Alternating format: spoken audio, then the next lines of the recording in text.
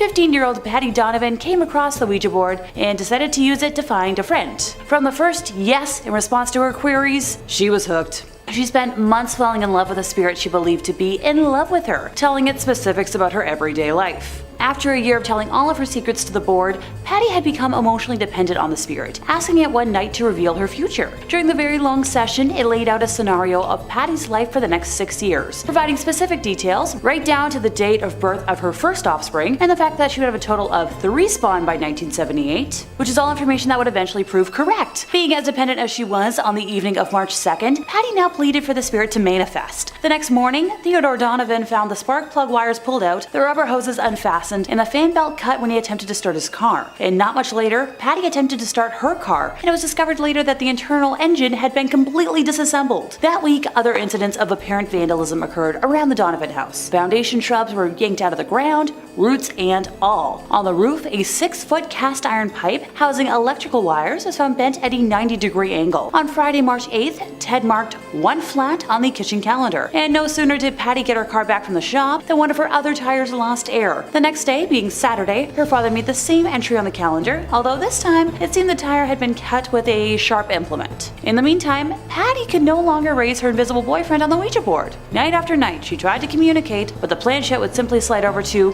goodbye. She had no idea her ethereal beau had actually manifested in the form of a supernatural vandal. Like, come on, Buddy goes completely silent and your house starts being targeted by hell demons and you don't pick up on it? By the second week of March, material damage to the house and cars had become so troublesome that Ted complained to the police, who assured him that they'd keep an eye on the property during night patrols. Later that second week, after work, Ted and his wife, Ellen, were sitting in the kitchen with their son Brian when all three heard something smash against a wall somewhere inside the house. Cautiously moving to investigate, they found a gaping 18-inch hole in the plasterboard wall in Brian's room. Just as upsetting was the fact that the jagged edges of the plasterboard were pointing inwards, with the blow coming from inside the walls. Yeah, the evidence is already a mountain for me, but we still have plenty more to pick through. Listening in the dark that night, Ted heard the sound of a board being pried loose, but after checking the entire house thoroughly, found no loose boards. The house was further plagued by loud noises every night that only escalated in frequency and volume, along with further unexplainable damage to the walls. On April 1st, furniture began to levitate, with a 250-pound dresser flinging its contents while flying erratically. Rocks had also begun to rain from the sky, pelting only the Donovan house, which the police bore witness to.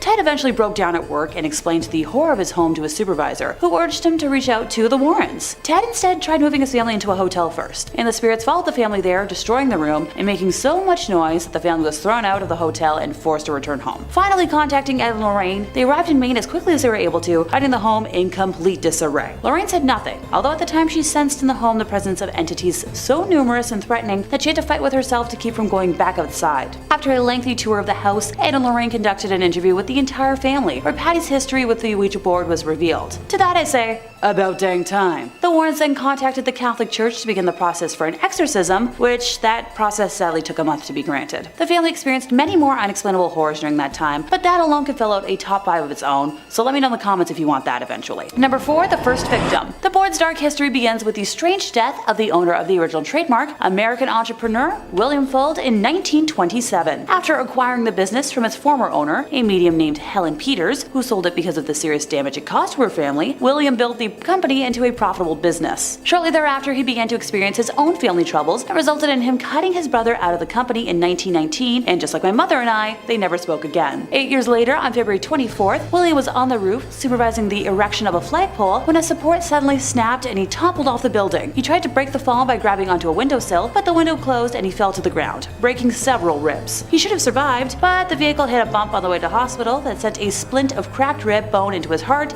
instantly. Well then, what a coincidence. After his death, William's descendants took over the company. Catherine and William A. Fuld ran the company until the youngest brother, Hubert, became president in 1942. The Parker brothers acquired the company and all of its assets in 1966, and finally Hasbro took over Parker Brothers, and with it, the Ouija board in 1991. I have no issue with cursing out Hasbro. While they may be great at making board games that aren't cursed, and I'm sure they're profiting on the Yikes fandom that are the adult fans of My Little Pony, they really bungled the years that they held the Disney Princess doll rights, and that's something I'll never forgive them for. Number 3, a long-term buddy. I'm using buddy pretty loosely here. This tale comes from Reddit user Madame Mim20, which I'm hoping is a reference to the Sword in the Stone. During her junior year of high school, she went to a party where the host brought out a Ouija board, and she admitted that she was into paranormal stuff, but didn't know the dangers of, one of those boards. Typical questions were asked, but her vision began to darken, even though the lights were on. The last question being the classic, how old will I be when I die? Everyone got traditional numbers except for Mim. The planchette moved to 0, and then 1, then 0, then 1, continuously moving between those two numbers until someone just shook the board and said it was being stupid. At that point she stopped playing since it weirded her out, and I'm sensing 2 red flags so far. But I'll excuse one of them since she didn't know the horrors at the time. Mim claims to have a decent ability to sense the unknown and normally see,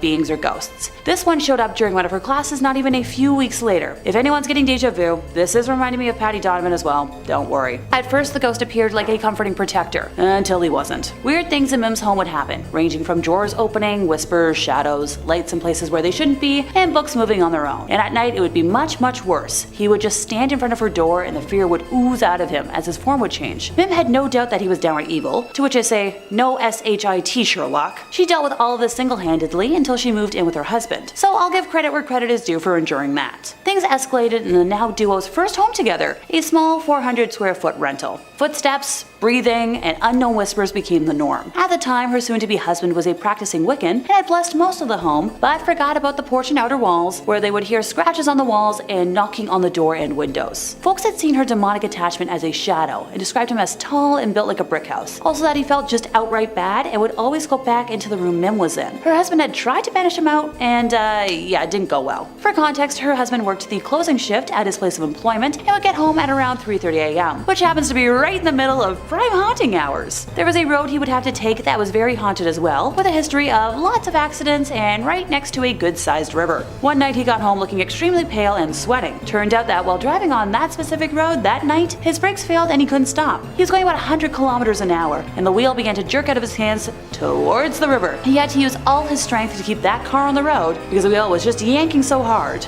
To the shock and surprise of no one, the brakes were fine the next day, and ditto for the wheel. This was the final straw, and the duo had a priest bless the entire house and were eventually able to move out of the state and leave whatever it was behind. Number 2, teenage hijinks. This tale comes from a gal named Jenny and also dates back to, well, high school hijinks. She was at her friend's house for a fun summer weekend, and on the Sunday night, they decided to make themselves a Ouija board, taking all the precautions, using a piece of flat plywood, which was laminated with plastic on one side, and using an old glass which could later be discarded. This was the first experience for both of the teens, and they assured each other that they were going to do it properly, no being stupid and pushing the glass around to fool the other. They started off by saying a prayer before asking if there were any spirits present, trying to be specific about only wanting contact with peaceful and good energies and spirits. Here's the thing, you can't guarantee who is going to answer a Ouija board, and evil spirits are gonna lie if they need to deceive you. So while I commend the intent, I'm already sensing a yikes situation. The glass was moving very slowly at first, and they were unsure if it was working or not. The duo asked if there was somebody who wished to talk to them, and the glass moved slowly over to the S marker. They asked the spirit, if it was male or female, and it indicated that it was female. When asked to spell out its name, the glass first traveled to K, and then to a Y, and then to M, before ending on the center, ergo spelling out Kim. Jenny's friend went white, and it was obvious that he was freaked out. They then asked how she died, and the spirit spelled out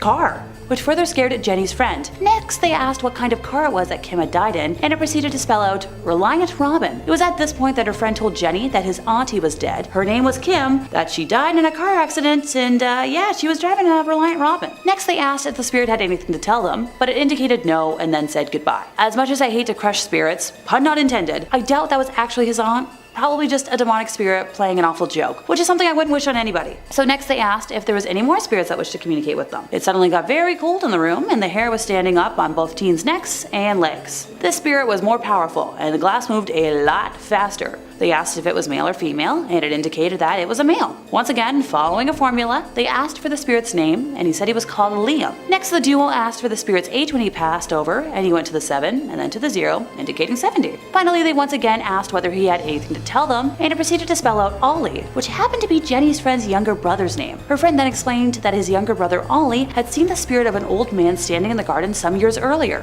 They ended their session with another prayer, and while I commend their attempts at making things safe, I hope the spirits that know way too much about them are leaving them alone. Number 1, predicting a death. Heads up, this might be a little triggering for folks, so I promise I won't mind if you hop off now. Heck, the first time I read this story, I got tears in my eyes because it hit close to home for me. Allison was a teen at the time and was at a friend's house for a sleepover when she and her friends decided to play with a Ouija board in the garage. Her friend's mother was at work and her father was in bed, so they had no supervision and decided some debauchery was in order. While playing with the board, they asked if anyone wanted to speak to them and got a yes, so they asked for a name. They got Mom. and when they asked for a message, it said under bridge. No one understood the message at the time. Later, after they had gone to bed, there was a knock at the front door. It was the local sheriff who had come to the house to tell the girl's father that his wife had been car accident on her way home from work that night, and her car was found submerged in water under a bridge just a few miles from their home. While I don't believe it was actually the mom communicating over the board, I'm just hoping it wasn't a demon who actually caused harm. But yeah, I don't really have much more to say on this tale, other than I feel like I've had the wind knocked out of me. In 5th place, time to visit a haunted house. Our lovely narrator Claire was familiar with the family, with her mom having taught the would-be clients in preschool, and was asked to cover a shift whenever the regular sitter was unavailable. Over the course of one evening in particular, 4 odd things happened. Let's count them down, shall we? First, the boys were pulling out food for dinner, and they set a container of salsa on the counter. Minutes later, while prepping food, the container burst and sent salsa flying all across the room, all over the walls, the cabinets, and the fridge. Odd, but Claire assumed it was just kind of old and some gas had built up in the container. I can't imagine that was fun to clean. Well, while she was cleaning it and the boys were in the kitchen helping her, they all heard a loud thud in the living room. Rushing as a group into the other room, they saw that 2 framed photos on opposite walls had fallen to the floor at the same time. Neither of them appeared damaged, but they both landed right on the floor. Claire propped them up against the walls, but left them alone. Weird. Later, when the entire posse was upstairs, Claire was waiting in the hallway while the boys took turns in the bathroom taking their evening showers, and suddenly she heard a weird dinging sound. She walked down the hallway and noticed that the computer in the study was turning on and off and making all sorts of weird noises. Sure, there are explanations for that, but after all the other events, Claire was very much on edge, and rightfully so. She finally got the boys to bed and went downstairs to watch TV for the rest of the time until the parents got home. As she was sitting in the living room, trying to relax her racing brain, she heard footsteps upstairs, and that's number 4. Assuming the boys had gotten up, she tiptoed upstairs to check. Their bedroom door was closed, and when she peeked inside, both boys were fast asleep in their beds. Claire went back downstairs, and within minutes, she heard the creaking yet again. The boys never called out to her, and there wasn't any noise besides that. She didn't report anything else weird happening, but I would recommend a deep spiritual cleanse of the house if I were that family. Just my 2 cents. In 4th place, we have a case of moving dolls. As someone who collects creepy dolls, this story definitely intrigued me from the get-go. Here's the thing with dolls with a personality, okay? They have to be treated with respect, carefully preserved, and be in a quasi-emotionally stable environment, or else weird things are, they're gonna happen. Don't worry, I promise a video on my personal creepy doll collection is coming soon. I'm just waiting on one of them to be ready to take a day trip to be on camera. It's a whole thing, but we respect boundaries. Where was I again? Oh, right. Poor Ashley. She arrived at the Lanford house one night, ready for what she thought was a typical babysitting evening. Upon encountering Sarah, mother of Kelly, she realized that poor Kelly was indexed within an inch of her life. Sarah had prepared a thoroughly detailed binder of everything Ashley would ever need to know about Kelly, and more. From a tab explicitly spelling out Kelly's allergies, to her every phobia, each show she was allowed to watch on TV and when they'd be on, and more. It took a while for Ashley to scoot Sarah out the door, but when she did, Ashley breathed a sigh of relief, wondering if the night was going to be an easy evening, or what the heck had she gotten herself into. Going through the binder herself, she observed that it was indeed supper time, in accordance with the minute-accurate schedule, and began following the precise instructions, prepping the water pot to boil. I would never be able to follow a minute schedule. No, thank you. While she waited for the water to, do its thing, Kelly offered to introduce her to the dolls that were in the living room, and Ashley happily accepted, hoping to figure out if the ward was genuinely neurotic or just a poor victim of extreme helicopter parenting. Kelly introduced Ashley to each doll in great detail, and then began to act out scenarios, pretending as if the dolls were alive and out to hurt her. Now look, I'm not gonna pretend I was a normal kid, but I don't think I put my Barbies in a scenario to end my life. I'm thinking, yeah, I don't think so. Poor Ashley ran for the binder, flipping through the phobia and usual behavior sections in an attempt to see if there was a way to placate the situation, when suddenly, Kelly stopped, as if nothing had happened. Ashley tried prompting her, seeing what had taken over, but nothing. By this point, the pot in the kitchen had finally reached a boil, and Ashley turned her attention to making dinner, hoping that sticking to the schedule would avoid any further weird behavior. After supper was over, and Kelly was watching one of the pre-approved shows on the list, Ashley noticed that some of the dolls that were previously in the display case had disappeared, and she couldn't find them anywhere in the house. Kelly hadn't left the first floor of the home while Ashley was making dinner, so she couldn't have just run off with them. She tried to shrug it off, but the weird thoughts continued to plague her mind, and rightfully so. It wasn't until later, when the duo was upstairs, that Ashley found one of the dolls hanging upside down from a painting that was way too tall for Kelly to reach in any way, and parts of another throughout Kelly's room while trying to put her to sleep. Ashley was thoroughly terrified at this point, and Yeah, ditto. And when Sarah arrived home, bolted from the house as quickly as she could. The next morning, she woke up at home in her own bed with the last of the missing dolls next to her. She mailed it back with no return address and refused to ever enter the Lanford home ever again. In third place, we have a Scream knockoff. While Taylor was in her last year of university, she was determined to make extra money and decided to post ads online for babysitting and dog walking services, adding photos of herself and her phone number in an attempt to appear as legitimate as possible. Roughly an hour after finalizing her posting, Taylor was cooking herself dinner and heard her cell phone ringing from where she left it in her upstairs bedroom. Sadly, she couldn't retrieve it immediately since, she was handling a lot of hot pans, so she let it ring out. A few minutes later, it began to ring again, and when she didn't retrieve that call either, whoever it was called back, and repeatedly until she was finally able to leave her pans and bolt upstairs to answer it. When she picked up, all that she could hear was heavy breathing, so after she didn't get a reply, she hung up, but the phone rang again the moment she put it down. Annoyed by this point, and I would be too, Taylor picked up once again, this time finally encountering a male voice. The conversation began normally, so Taylor assumed that the call before was just a bad connection. He explained that he had a duo of very young offspring and wanted to know if she thought she could handle that responsibility. Taylor informed him that she had experienced dealing with poorly behaved clientele before and assured the man that she could handle what he was describing. The man followed up by asking if she could do any overnights, and this is where the red flag started to kick in for Taylor. Dang, I should have brought one today with me to count them off. Oh well, just imagine it, right here.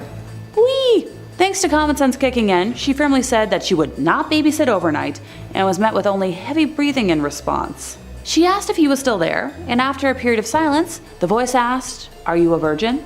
Taylor, completely stunned, hung up the phone immediately. The phone kept ringing nonstop for the next hour. The awful man had withheld his number, so she couldn't specifically block that number at first, but then eventually found the function to block withheld numbers on her phone, did it, deleted her number from the ad site, and went on to message every other person on there in her local area with a babysitting ad to warn them, finding out that this caller was a common annoyance or rite of passage to those who had listed their numbers. Poor Taylor was so scared that she was jumping at every shadow for the rest of the evening. In second place, we have the end of a life. Sheila Schrock was a teenage orphan who lived with her older brother in Birmingham, Michigan, an attractive and affluent community. Sheila was babysitting in an upstairs room of a house at 1772 Villa Street early in the evening of January 19th of 1976 when she was surprised by a man who had just come from breaking into 3 other houses in the neighborhood, holding a pry bar and a screwdriver. Her assailant, described by a witness as a thin young white male, somewhere between the ages of 18 to 25, around 5'10" or 6 feet, with a sparse beard, prominent nose, pointed chin, removed her clothing, forcibly fornicated with her, and as this horrified neighbor witness watched from a nearby roof from which he was shoveling snow, ended her with a series of shots from a semi-automatic. That's specific. Allegedly, the attacker looted the home, making off with a firearm, jewelry, and blended in with the crowd on the street to escape. The eyewitness described the vehicle as a 1967 Cadillac, and even with all this detailing, he has never been apprehended. Poor Sheila. Like, that is such a specific remembrance of somebody's face, and even with all that, you can't apprehend him? Dang.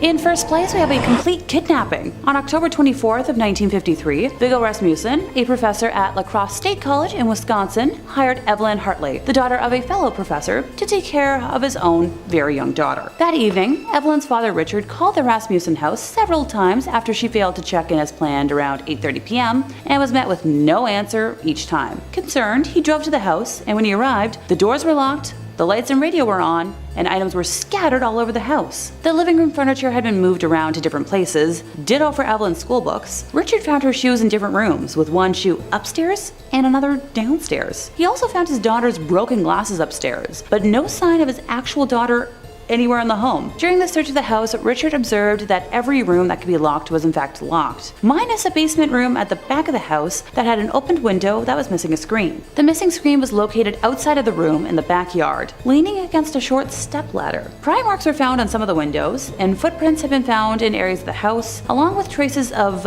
red fluid, leading to red handprints, on the garage that was over 100 feet away. Oddly enough, the charge Evelyn was watching was still fast asleep and unharmed. Police believe someone took Evelyn through the yard, but dropped her on the ground before carrying her further, and this was supported by the police dogs who tracked her scent trail that ended 2 blocks away, where it's assumed that she was tossed into a vehicle, just like a sack of potatoes. They were told by one neighbor that they had seen a car repeatedly driving around the neighborhood, and another person who lived nearby claimed they had heard screams an hour earlier, assuming it was just from local kids playing. Now, before anyone calls out nonsense on that, have you heard kids playing in the neighborhood? That gets loud. 2 days after the incident, local resident Ed Hoffer told police that while driving his vehicle, he was almost hit by a dark green, two-tone 1942 Buick as it was speeding in a westerly direction. So for me, I'm like, okay, green car? Inside the Buick, Ed reported seeing one man was driving the vehicle, while a second man was in the backseat with a girl. Ed also reported that a few minutes before the incident, he had seen the same two men with the young girl as he was pulling outside his brother-in-law's house, located conveniently around the corner from the Rasmussen house. Ed stated that the girl was wedged between the two men, and he had thought that she was, intoxicated, as the two men were holding her by the arms as they were walking down the street. Now, if you think this all sounds a little too suspicious and made up, you're not alone. The police did bring in Ed as a suspect, but sadly he passed 2 lie detector tests, and no remains or DNA were found on his property. Some folks, such as myself, are pretty sure he had something to do with all of this. Several days after that fateful night, various items of clothing, many of which were stained with red, were found at different locations, and tests proved that the red stains matched Evelyn's DNA. Over 1,000 members of the local community, including law enforcement officers, the National Guard, Boy Scouts, and La Crosse State college students and faculty participated in a search. A vehicle inspection program was also undertaken with the intent of searching every vehicle in La Crosse County. Gas station attendants were asked to check cars for red stains, and recent graves were reopened to determine if Evelyn's remains were placed with a recent burial. In May of 1954, mass lie detector tests were conducted on La Crosse area high school boys in an attempt to find out more information about Evelyn's disappearance. Though local authorities had planned to test, 1,750 students and faculty, the testing was controversial and was halted after around 300 were tested. And to this day, no clue what happened to Evelyn. Number 5 on this list is El Chupacabra. You guys should know who El Chupacabra is by this point, considering we've talked about this creature tons on this channel before. Basically, it is a legendary creature in the Central Americas that's said to drink the blood of livestock. Although this creature seems like it's probably fake, it might be real, just not exactly how we might expect it to be. Carolyn Beccia says, "We are taught from an early age, don't approach scary looking dogs. And while no one can get a clear picture of Bigfoot, the Kraken, or the Loch Ness Monster, there is one monster that is oddly not camera shy, the legendary El Chupacabra. The Chupacabra was first sighted in Puerto Rico in the 70s. A wave of sightings followed in the late 1990s. During this time, livestock throughout Puerto Rico was found drained of blood. These Chupacabra, or goat sucker attacks, caused panic with local residents who claimed a vampire was feeding on their livestock. Although descriptions have varied, most describe a hairless, alien-like monster with spikes going down its back and glowing red eyes. It sounds dubious, but how could so many people be taking pictures of the same ugly dog-like creature? The answer may be one found in science. One plausible theory is that these creatures are coyotes suffering from sarcoptic mange, an inflammatory skin condition caused by the itch-inducing parasite mite scabies. Wolves, dogs, and coyotes infected with scabies will have extreme hair loss, skin shriveling, and constricted blood vessels that can lead to life-threatening fatigue. And while usually a coyote or wolf will have no problems hunting prey, once infected by sarcoptic mange, coyotes may choose to hunt more available meals such as livestock. So it's actually possible that this creature is real, it's just not what we thought at all. I know that this takes away from some of the mystery and lore around it, but ultimately this would make a lot of sense. When you think about it, what's more likely? A space alien comes crashing to Earth and starts sucking the blood of our livestock, or some coyotes get a disease and start doing it instead? I tend to side with the coyotes. Either way though, that doesn't make these coyotes nice or friendly or approachable. Still treat them like you would a chupacabra, with caution. Number 4 on this list is the Stymphalian birds. We gotta go all the way back to ancient Greece for this one. Caroline Beccia says, one of Hercules' labors was to kill the Stymphalian birds, man-eating birds who had the peculiar habit of throwing dung. The Greeks were not the only ones who liked to scare their youngsters with killer bird tales. The Maori tribe of New Zealand told similar legends of the Pokie or Haikoi, a giant black and white bird that swooped down from the sky to pick off small children. Scientists today know that these thunderbirds existed, called Called Haast's eagle, the bird stood over 6 feet tall and had a wingspan of over 8 feet. The Haast eagle would sit atop trees and then ambush its prey by swooping down at 60-mile-per-hour speeds. Then it would disembowel its meal with sharp talons before the poor slob could even worry about dung throwing. Hercules would never have survived these hellbirds, but you can sleep well tonight. The Haast's eagle went extinct around the 15th century. Anything that could annihilate Hercules would definitely be a no-go for me, guys. That dude was literally a demigod, and if these guys could have beaten him, then we wouldn't have stood a chance. Lucky for us, they are extinct now, but for the people back then,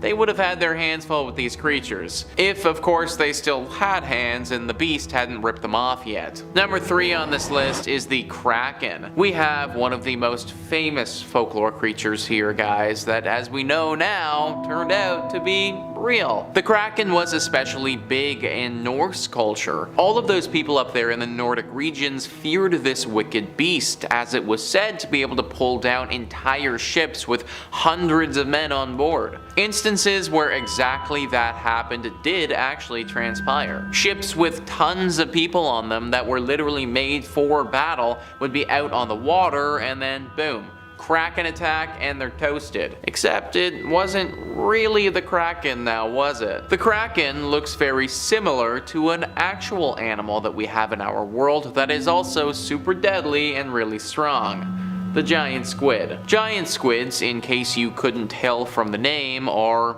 giant. They're pretty big. They are so big, actually, they would have had the capability to take down an old ship like this. In fact, we've even seen these beasts do some serious damage to submarines, and they're made of metal. They easily could have sunk a wooden boat from hundreds or thousands of years ago. And if you were a sailor on said wooden boat and you saw this massive creature with several tentacles sucking you to the bottom of the ocean, then you would probably exaggerate what happened as well too.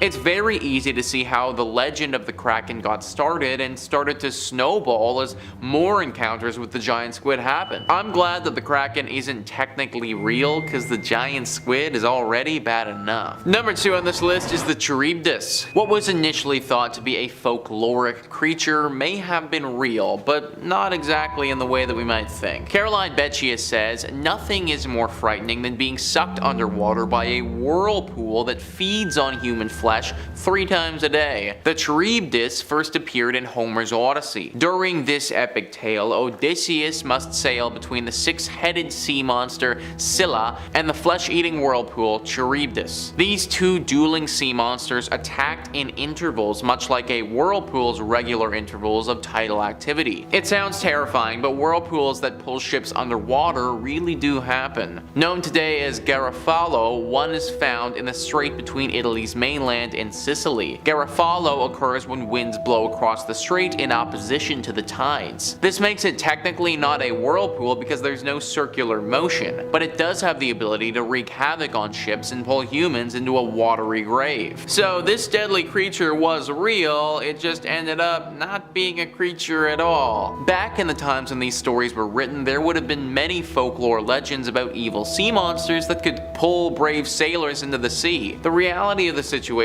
is, though, that the ships we had back then kinda sucked, and it was a lot easier for the weather and other conditions to sink the ships. That's why there were so many legends of monsters coming from the ocean for so long. Finally, number 1 on this list is the Incubus demon. This demon is an evil demon who is thought to sneak into your home and have sexual relations with you as you're sleeping. This creature is real in a sense. It just so happens that it's actually in our minds. During the witch hunt craze of the 16th and 17th century, people had some really messed up ideas on how human reproduction occurred. One way was for a demon to steal a man's seed and impregnate a helpless woman during her sleep. The monster that stole the precious sperm was called a succubus, and the monster that implanted the sperm was called an incubus. The incubus would sit on top of your chest while you slept, making it impossible for you to move if you woke. Sort of like being a by a possessed sexomniac. But before you condemn medieval people as crazed horn dogs trying to attack innocent women, there is a scientific basis for believing in such monsters. The condition is called sleep paralysis. During sleep paralysis, you are fully awake but cannot move or cry for help. It feels like you've had a stroke, but although it's terrifying, sleep paralysis is harmless. Most sleep experts attribute it to being caught between REM, rapid eye movement, and NREM, non-rapid eye movement sleep. Either way, before sleep stages were understood, we can see how our ancestors would have thought it was a demon sitting on your chest. So literally, this demon creature that apparently attacked people was never real at all. It just felt extremely real from our minds. I've experienced sleep paralysis before, and although I didn't experience any demon thing, I can 100% see how people would have believed this back then. It could definitely have felt like that and would have got people on the lookout for this sick and twisted demon of the night. Number 5 on this list is the El Culebron. I'd never heard of this legend before, and I have to admit that it's pretty cool. This creature is native to Chile, and although it'd be pretty neat to look at from afar, it's definitely very dangerous. Scoop Whoop says El Culebron is basically an enormous hairy snake with a gigantic calf-like head. It's said that the creature resides inside of dark caves or remote forests, and it eats basically anything in its path. Legend also has it that the snake can draw wealth to anyone who's able to domesticate it, but trapping a Culebron is no easy feat. You have to find one in the wild, pluck 3 of its longest hair strands without getting eaten, and then put it in a bowl of milk. From that bowl, 3 baby Culebron will spring to life, and the strongest will eat the other 2 and become a full-fledged Culebron. From that point forward, owners have to maintain the snakes with sacrifices of animals or close relatives and leave the blood in a secret location that only the snake knows of. A very unique legend, if you ask me. A very deadly, giant snake creature that has the ability to bring you great wealth, but only if you can breed one and domesticate it. The story that I read off doesn't go into deep detail on how they actually bring you wealth, which would definitely be of interest to me. Maybe they're kind of like truffle-sniffing pigs, except instead of truffles, they can smell gold or rare gems or something like that. Probably the reason that we don't know for sure how they bring us wealth is because so few have actually been able to be domesticated. First off, finding one of these creatures would be very hard, because it means you'd need to trek through the jungles and mountains of Chile. Then, after finding one of the rarest creatures in the world, you also need to fight one of the most deadly creatures in the world and pluck 3 hair strands off of it. Then you need to fully domesticate another one of these beasts in your home after you grow it from a bowl of milk. There is a lot of room for error here, guys, and I doubt that many people have been able to complete all of the steps. Keep an eye out though for the El Culebron if you find yourself in Chile. Number 4 on this list is La Llorona. La Llorona is also known to many as the Weeping Woman. She is the ghostly apparition of a vengeful spirit who roams around by the water bemoaning the loss of her children whom she'd actually drowned herself. Scoop Whoop writes, according to a popular version of the tale, the Weeping Woman was once a beautiful maiden named Maria. She married a nobleman and gave birth to 2 sons. Her husband was a traveler and he rarely visited home. During their time apart, his feelings for her began to dull, but her husband still loved his sons and gave them all the attention that he left his wife bereft of. Once when he was in town, she caught him with a younger woman. Enraged, she took her sons to Santa Fe River and drowned them. She also was found dead on the riverbank a few days later, the cause of which remained unknown. It's said that when she reached heaven, she was denied entry until she found the souls of her sons. Thus, she wanders the earth looking to reclaim their souls. Dressed in a white gown and mourning for her sons, La Llorona takes lost and abandoned children and drowns them in hopes of recovering souls that will allow her entry into the afterlife. What an absolutely horrible woman. Clearly killing her own children really didn't teach her anything at all, because now she's out there killing other people's children. This is a really scary legend in Mexico, and it's often why parents don't let their children go to areas with water by themselves. There's also the fear that La Llorona will be lurking somewhere around there thinking that she can use the souls of the young children instead of her own. You'd think that she would have realized by now that faking the souls of other people to get into heaven isn't gonna work, but by the sounds of it, she really doesn't sound like the brightest bulb in the bunch. Bright or not, she's still very dangerous, so be very careful whenever you're around water in Latin America. Number 3 on this list is La Ciguepa. La Ciguepa are interesting mythical creatures that are located in the Dominican Republic. They can be found in forests and around the rivers and lakes of the country. At first glance, they may look like a woman with long hair. However, upon closer inspection, one will see very unique characteristics. They're backwards facing feet. That's right guys, their feet actually face towards their own body, and this is one of the main differences between this creature and your standard human. Many people haven't paid close enough attention to this detail, and because of that have been tricked into thinking that this is an actual woman. A fatal mistake if one of these things decides that you'd make for some good prey. The typical target of this creature are men that find themselves exploring the forest. These creatures are said to be incredibly smart and can often outwit the people that they run into. Also, rather surprisingly, their backwards feet make them run very fast, so even if you do catch on to this creature's intentions, running away would be very hard to do. The earliest mention of this creature was back in 1866, and since then there have been many stories written about these creatures.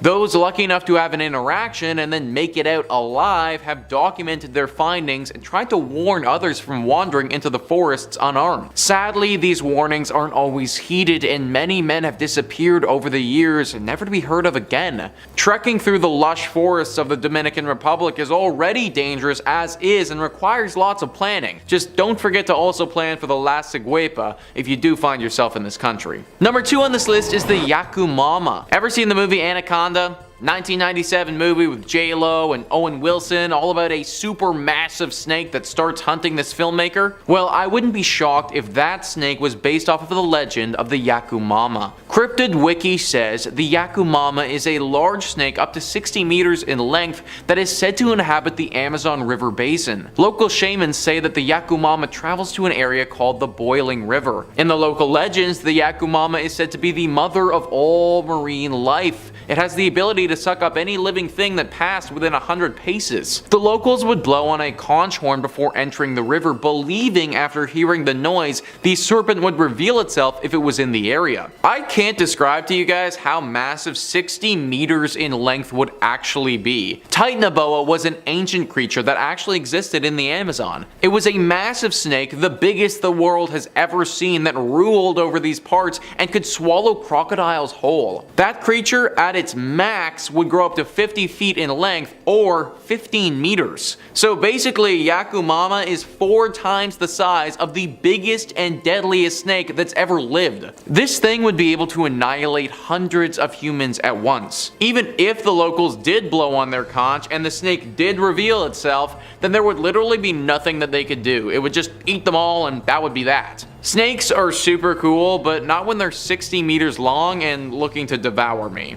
Number 1 on this list is the Puchin. Puchin are very dangerous and deadly beasts and should not be underestimated under any circumstances. Cryptid Wiki says, the Puchin, a creature from the Mapuche mythology and Chilote mythology pertaining to southern Chile, was a feared shapeshifter which could instantly change into anything. It's often been described as a gigantic flying snake that produced strange whistling sounds, while its gaze could paralyze an intended victim and permit it to suck its blood. It's often been reported as sucking blood from sheep. The creature can be eliminated by a maki. So maki, in case you aren't familiar, are medicine women, and they're believed to be the only people capable of defeating this beast. Meaning that you could be the strongest warrior in the world, you could have taken down beasts and enemies in the hundreds before, but you would still fall to the Puchin if you weren't a maki. It's extremely hard to kill something if you can't even look at it, and that's what this is like. Similar to Medusa in the way that it can paralyze you if you look at it, fighting this beast is near impossible. Aside from its ability to paralyze people,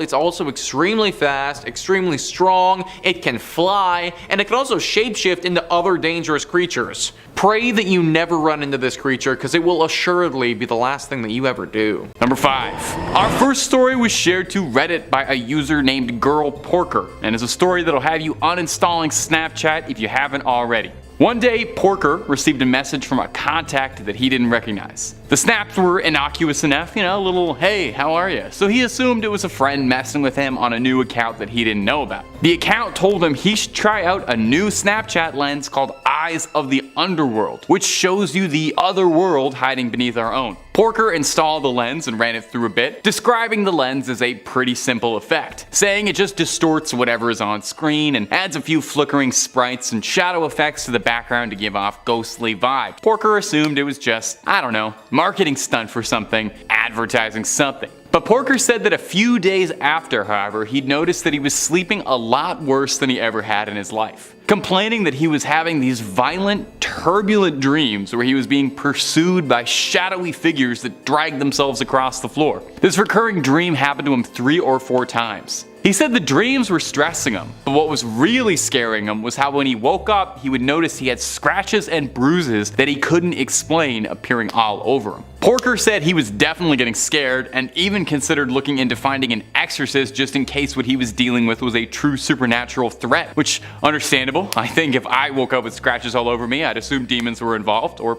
my cats. Porker smudged his house with sage and attempted to clean his house, but said that this only made things worse, and he started to hear growling late at night and experiencing intense bouts of cold sweats. And in extreme action, Porker destroyed his phone. He filled it to bursting with orange juice to fry the components and hucked it into a river to free himself. Miraculously though, it seemed to work. Porker said that after that the nightmares stopped as quick as they began, and all it cost him was a new phone. I would have tried a factory reset personally before chucking it into the water, but hey, we all have our methods. I don't think a ghost can survive a factory reset. And hey, if you're looking for more ghost stories about creepy technology and all sorts of twisted things out there, Top 5 Scary has all of that and then some. If ghosts aren't your jam, we got aliens, we got cryptids, we got conspiracies, we got true crime, we got fake crime. Basically, if it freaks you out, we got a video or two on it. So hit subscribe, please make sure to hit that little bell as well, and I know this is a big ask, would you kindly do that at the end of this video, because I got 4 more scary Snapchat stories for you coming up right now. Number 4, the AI. This story was posted to Reddit as well. Recently, there was a new feature on Snapchat, which was that there was an AI that can talk to you. One day, I was in bed asking it absurd questions. Are you human? What is God to you?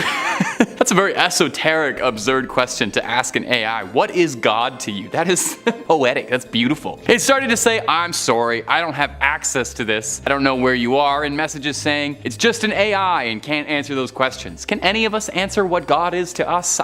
Hard to ask an AI that. I had an idea to ask it to give me a location nearby. I sent that message knowing it was going to say it doesn't have access to where I live at yada yada yada. Here's a random location near you. It was a random set of coordinates. I copy and pasted the coordinates and I was shocked and confused that it was a field in Nebraska, my home state. I asked how it knew my state, but it said it didn't have access to my location. Days pass and I become bored of the AI, but the thoughts of these coordinates stuck with me for a few days until I knew I had to find the location. On a Saturday when I was off, I drove up to the location. I put the coordinates into Waze and drove where it told me to. And this location was in the middle of nowhere. I stepped out and followed my phone, and I was in a plain field with absolutely nothing. No houses, no buildings, no one. I looked into the distance and saw a small hill not too tall, and I thought that had to be it. As I walked towards it, I asked myself, was I expecting gold or cash? I felt embarrassed of all the time I was wasting here. I began to walk back until I heard faint cat noises, meowing. I turned behind and was shocked, and I walked back to a tunnel. This tunnel was covered in graffiti and it was too dark to see, so I shined my phone's flashlight. Right in front of me was a long, fleshy, skinless creature. It didn't look like it had eyes, but its mouth was a nightmare. It had rusted teeth and fingernails, and it stood there with its arm mangled. I ran back to the car. The next few days I couldn't sleep. I messaged the Snapchat team about finding illegal stuff, but I knew no one would believe me. I was so confused about how the AI gave me coordinates there. I tried to forget all about it until the next few weeks I started to see talk around town about missing construction workers all near a sewer. Blech. Number 3, the stalker. Michael Melanson is a former Marine and foster parent living in a small community in California called Kings Canyon. While checking his Snapchat messages, Melanson noticed something unsettling. Among these usual snaps was one that stood out from an unrecognized username. Intrigued, Melanson opened the snaps unsure what to expect. What he saw made this fully trained Marine chill. The message was a picture of Melanson with an unnerving caption saying, "See you soon." More pictures would get sent showing places on Melanson's daily routine. His gym, his favorite coffee shop, a close-up picture of the street sign where he lived. I would probably block that guy and actually chuck my phone into the river. I think that guy from 2 points ago had the right idea. But Melanson reached out to the authorities. It seemed like the Marine had a stalker. The police had advised him to save and document all of the messages as evidence, and they launched an investigation, although little came of it. Surprise, surprise. The snaps continued and grew more invasive. More photos of the neighborhood and frequent hotspots. It reached its peak when one of the photos was that of Michael inside his own home. Michael then fitted his house with security cameras and confided with friends about what was happening. He became hyper aware of his surroundings, constantly pinging and scanning for any threats. The stalker seemed to have calmed down and the messages were dwindling out. Was it over? If only. Eventually, the police were able to track the IP to a location nearby. The subject was a disturbed individual with a fascination with Melanson, a young man by the name of Riley Poeta, who worked at the bowling alley Melanson lived below and frequented and did most of his business in. He was taken in. The story is a modern-day horror movie plot, a reminder that not everyone in your neighborhood is as friendly as you might want them to be, and with the right information, anyone can get a hold of you. Truly spine-chilling stuff. Number 2. Thomas Sparks. Thomas Sparks was an amateur athlete who used his Snapchat mostly to highlight his athletics and daily vlogs about his life. A gymnast trying to attain as many world records as he could. And he might have broken the record for most haunted Snapchat story out there. Dubious one. Listen to the story he posted to Reddit. One day while browsing the app, Sparks uncovered a filter he hadn't seen advertised anywhere, which allegedly would show supernatural entities on camera. A joke, obviously, just meant for fun, sounds fun. Sparks uploaded a few videos showing off the filter, thinking it nothing more than a game. But as the days went on, Sparks noticed that even when he wasn't using his phone at all, he would occasionally catch glimpses of ghostly figures in his vision, vanishing when he tried to meet them head on. Sparks attributed it to working out maybe a little bit too hard and not getting enough rest and not drinking enough water. Stay hydrated. If you learn anything from Top 5 Scary, stay hydrated. Sparks said that after about a week after installing the filter, he began hearing faint whispers when he was alone in his bedroom and even reported that some objects seemingly were moving on their own. A lamp moved across his bedroom, things not being where he'd left it. Sparks was growing incredibly paranoid, I think as most of us would be if we invited a ghost into our home. Thomas contacted Snapchat support, but unsurprisingly,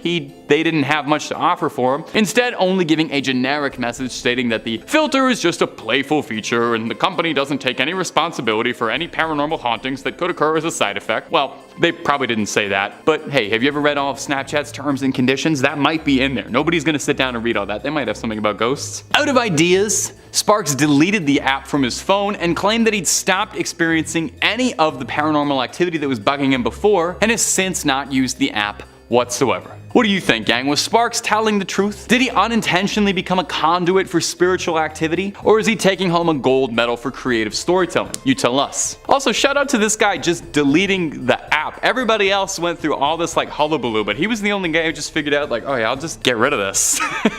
Seems way easier than anything else. And finally, number 1. Snapchat stories can be a very mixed bag. There's good odds most of what you'll see is just sponsored junk, ads for IGN, models doing their thing, you know. But every now and then you come across something that catches your eye and hooks you in, maybe too far. That's what happened to James Brett Varney, an educator from Moncton, New Brunswick. Varney reportedly, while scrolling through stories, clicked on one from a profile he hadn't heard of called Unknown Realms. The story in question was a series of random, quickly edited, unsettling videos. Cryptic symbols, unintelligible writing and sounds, and quick flashes of people in dark robes surrounded by candles and ominous objects looking like a deleted scene out of Eyes Wide Shut. Varney was naturally unnerved by what he had seen, but brushed it off, assuming it was probably just, you know, promo for some sleeper indie horror A24 hit that your friends are all gonna say is really good, but you're never actually gonna watch. As time went on though, Varney found himself thinking more and more about the flashing images, saying that it felt like it was was a dream replaying in his head over and over,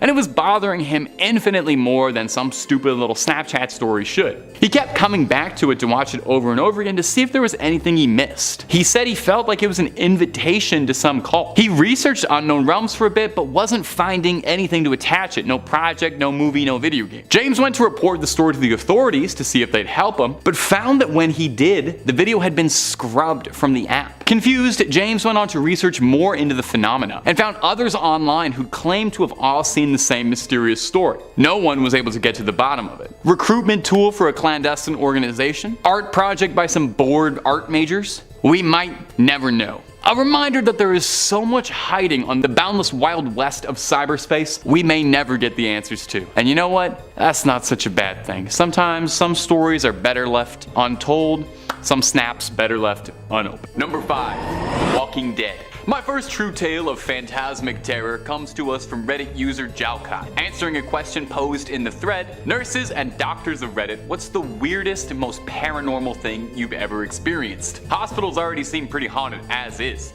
so it's no surprise that there was so many good answers. But Jalcott stood out.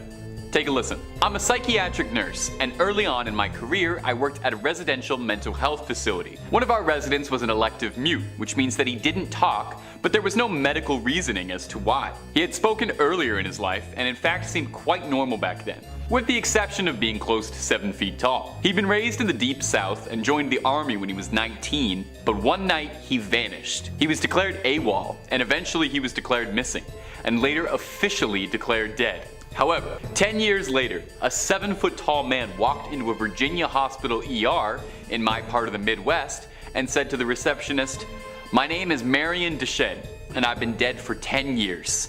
And according to the Redditor, those were the last words he ever spoke to anyone. He had shown up to the hospital covered in dust and wearing an old uniform that he'd been wearing the night he vanished. His social security had not been used at all, and he had no ID on him whatsoever.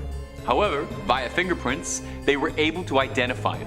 The family was notified, but they said they had already grieved their lost man and that whoever was claiming to be him simply wasn't, and asked to never be contacted again." The nurse went on to add that Marion would pace all day, every day, moving his mouth in a way that looked like he was muttering to himself, but nothing came out when he moved his lips. He had an unnerving habit of throwing his head back with his mouth wide open as if he was laughing hysterically, but not so much as a breath could ever be heard. The nurse said she tried talking to him almost daily, and he would appear to listen, but only react by periodically throwing his head back in that laughter-mimicking way of his. Various medications and treatment plans were pursued, but nothing ever affected him.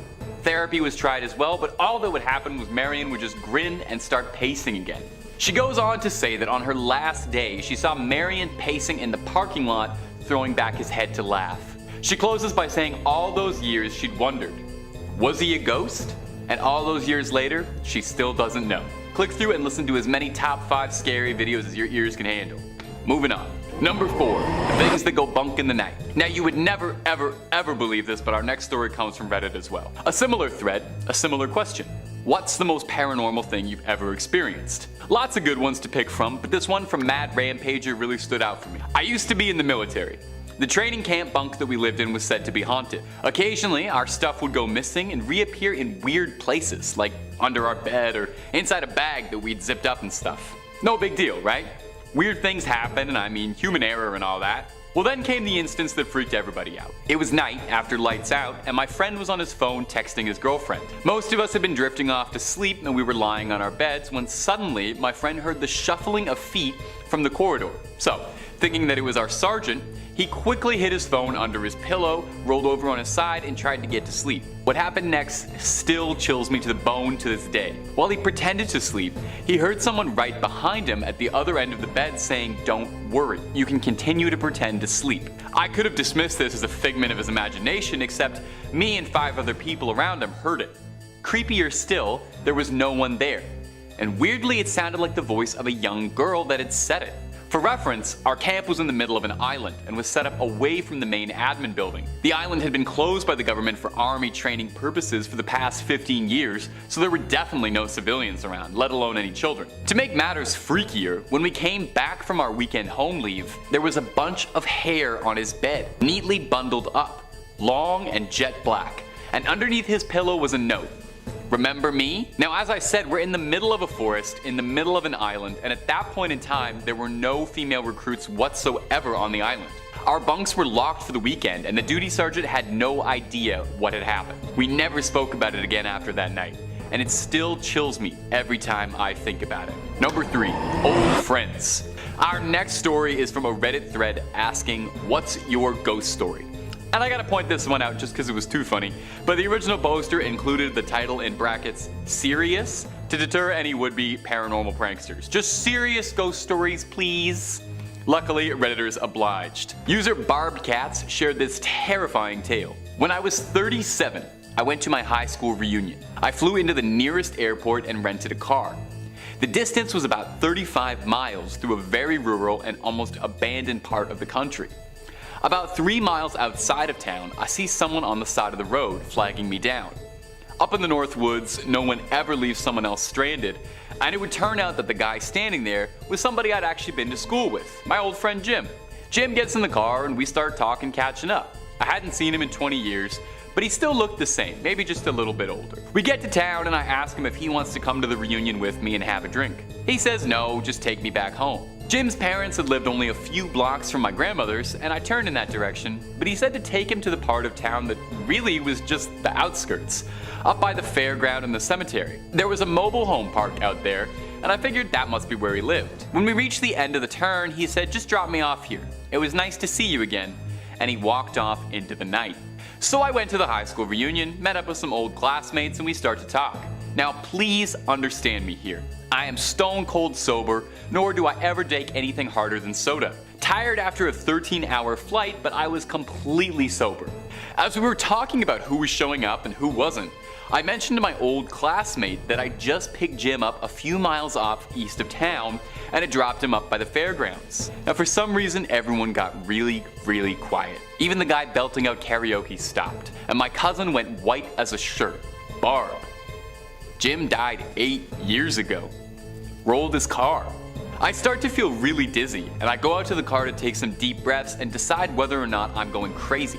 And there on the seat was a newspaper printed 8 years ago containing Jim's obituary. I still have that damn paper. Every now and again I take it out to stare at it, and I still wonder just what the hell happened that night. Number 2. Ghost on the Line. The next story comes to us from a thread asking law enforcement officers of Reddit, what is the creepiest call that you've ever been on? We got a very creepy answer from user Smokey Bonaparte sharing this creepy little tale.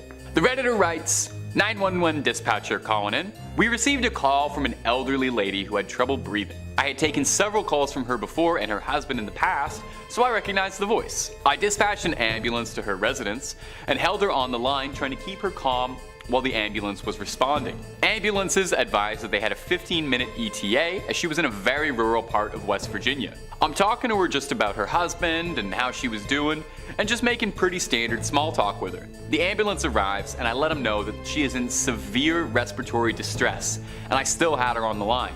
I let her know the ambulance is coming to her door to go answer the door, and she says okay and hangs up the phone. Oh, that's pretty normal, right? Well, here's where it gets very weird. The EMT and paramedic on scene call back about a minute after, and they say that no one is answering the door. We have a sheriff in the area pulling on scene about that time. The sheriff unit confirmed the address, and he's breaching the door to make access to the PT. 5 minutes go by, and the paramedic on scene radios to ask me who called.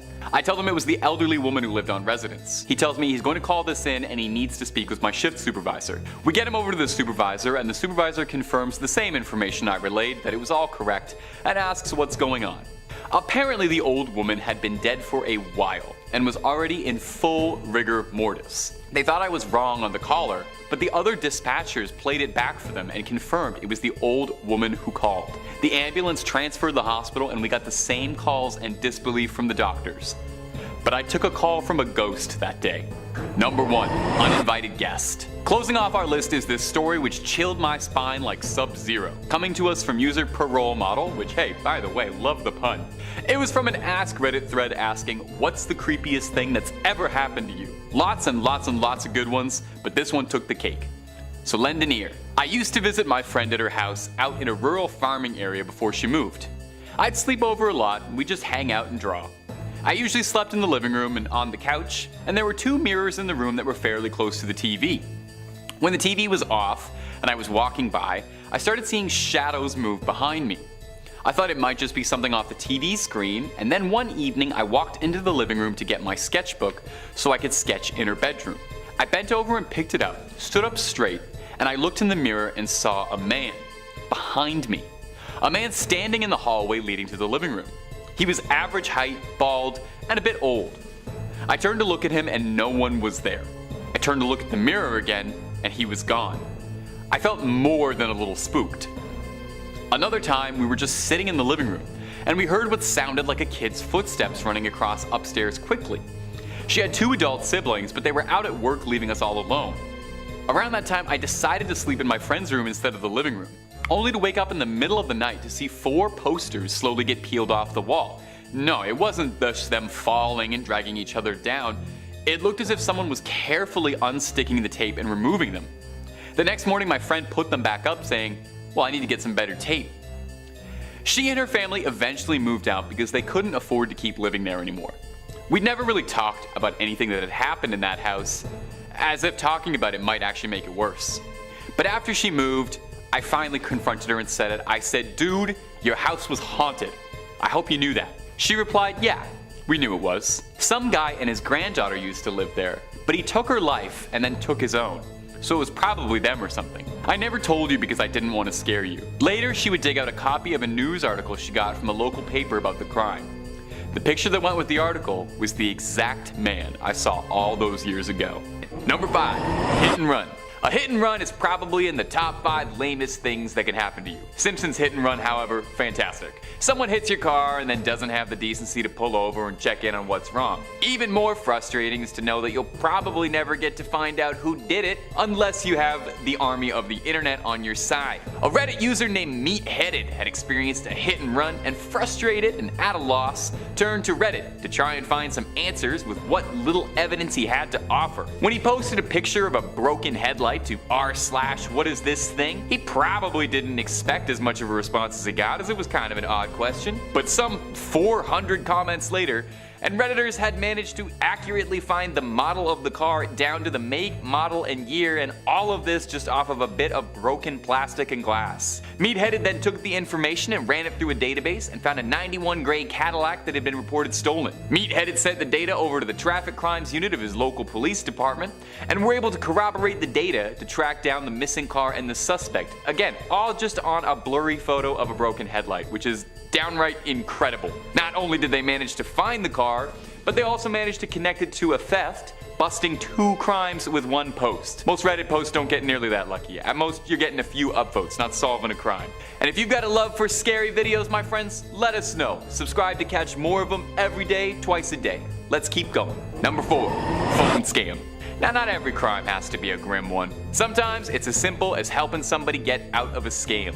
In 2019, an anonymous Redditor posted a complaint to the Reddit Bureau of Investigation subreddit, complaining that he had been scammed while trying to sell his phone privately. The Redditor had been in a bad situation, in dire straits, needed some quick cash, and was selling off an old phone to someone he'd met on a local listing site like Craigslist. He met the customer, who asked to meet late at night.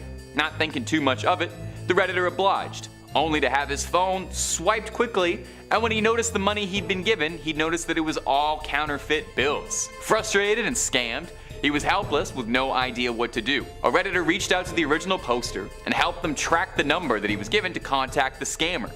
They searched through and found that it belonged to a 75-year-old man who didn't quite add up.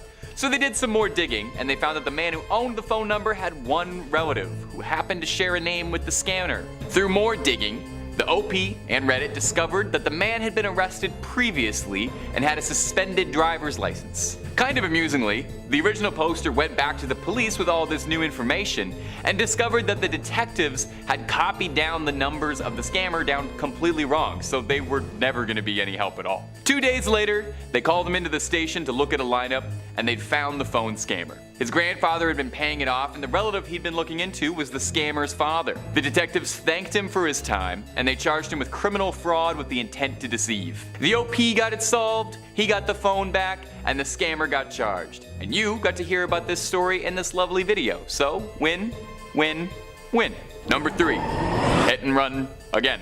In August of 2018, a woman went out for a bike ride and tragically was struck fatally during a hit and run accident. There was nothing to tie a perpetrator to the scene, no cameras, no footage, no security footage. The only evidence that the police had found was a small black fragment of the vehicle that had struck the bicycle, but it looked indescribable. Not knowing what else to do, Washington State troopers tweeted out a picture of the fragment in a desperate attempt that maybe the internet's collective hive mind might be able to help them identify anything since, well, they were plumb out of ideas. The post eventually made its way to Reddit, posting to r/whatisthisthing, and we know from a couple minutes earlier in this video that r/whatisthisthing is really good at identifying random car parts left behind at the scenes of hit and runs. Well, lo and behold, the Reddit intelligence once again took care of the impossible, and within a while, the unlikely hero named Jess Nuts posted that it was part of a headlamp of an '88 Chevy Silverado. The Redditor clarified that he was a Maryland state inspector for years, and part of each of his inspection process was a mandatory headlamp adjustment. So he explained that he has seen a lot of headlamps in his time and immediately recognized what part of the car it should have belonged to. With this tip in hand, it was only a few days later, on August 14th, 2018, where the state troopers tweeted out that they were able to make an arrest after Reddit users identified the broken car part, leading them to the driver, who was swiftly apprehended. The driver had been driving very tired, allegedly, and didn't look back after he'd hit someone because he didn't want to see a body. Not really a great excuse. He was sentenced to 4 years. It may not provide all the closure for the family, but thanks to the help of some Reddit detectives, the case was able to be closed and some justice was able to be served. Number 2. Jane Doe. In 2014, Reddit user Call Me Ice shared a story about an unidentified set of bones lying in a cemetery in Strongsville, Ohio. The user was researching another cold case at the time, amusingly, and was searching for genealogy records and came across the unidentified skeleton and became very intrigued by the mystery. Why was there never an effort in over 40 years to make an identification as to who these bones belong to? Wishing to right a wrong, Call Me Ice posted to r/unresolved mysteries in the hopes of getting some resolved mysteries. The Strongsville Jane Doe, as she was known, was first found in 1975 by 3 boys who were exploring a nearby forest. They found a skeleton lying on a sandbar, mostly intact, but missing some of its jaw. Naturally, the bones were reported, and it was thought to belong to a woman estimated aged 18 to 25, who had suffered a fatal gunshot approximately 5 months before being discovered. Detectives at the time checked her across several missing women cases, but were unable to make any connections or draw up any significant evidence, and the trail went completely cold for decades. Until 2014, when Call Me Ice started to look into it. Call Me Ice got in touch with the cemetery and managed to get access to the original autopsy files and a photo of the skull. She sent it over to a digital reconstruction artist, who then made up a mock-up. Now, nothing too much happened for a while, until in 2016, the forensic artist who had done the reconstruction came across a listing on the NamUs website, that's the National Missing and Unidentified Persons System, of a woman named Linda Pagano, who had disappeared under mysterious circumstances around 1974. She'd come home from a concert and gotten into an argument with her stepfather and supposedly left to go visit her mother, where she was never seen again after. The forensic artist then contacted the medical examiner's office and pulled Linda's dental records, and wouldn't you know it, she matched the Strongsville Jane Doe to Linda Pagano. Although the identity of the attacker was never found, the family was able to find the smallest closure in finally knowing what happened to Linda Pagano, and it never would have happened without a Redditor bringing it back up. Number 1. The Grateful Doe. One of the more notable examples of Reddit solving a cold case was a 20-year mystery as to identify the body recovered from a car crash that was too damaged to be identified. In 1995, a Volkswagen van was found crashed into the trees off of a highway in Virginia. The driver was able to be identified, but his passenger unfortunately wasn't. A pair of Grateful Dead tickets in his pocket led to him being dubbed the Grateful Doe as a pseudonym. For 20 tragic years, the man was never identified, and the case was completely cold, with nary so much as a link. Until A Redditor caught wind of the case and was intrigued by it and opened it back up herself. The user then made a subreddit specifically for this case called r/Grateful Doe, and suddenly there was all this renewed interest from the greater collective of people working pro bono to try and find any connections they could.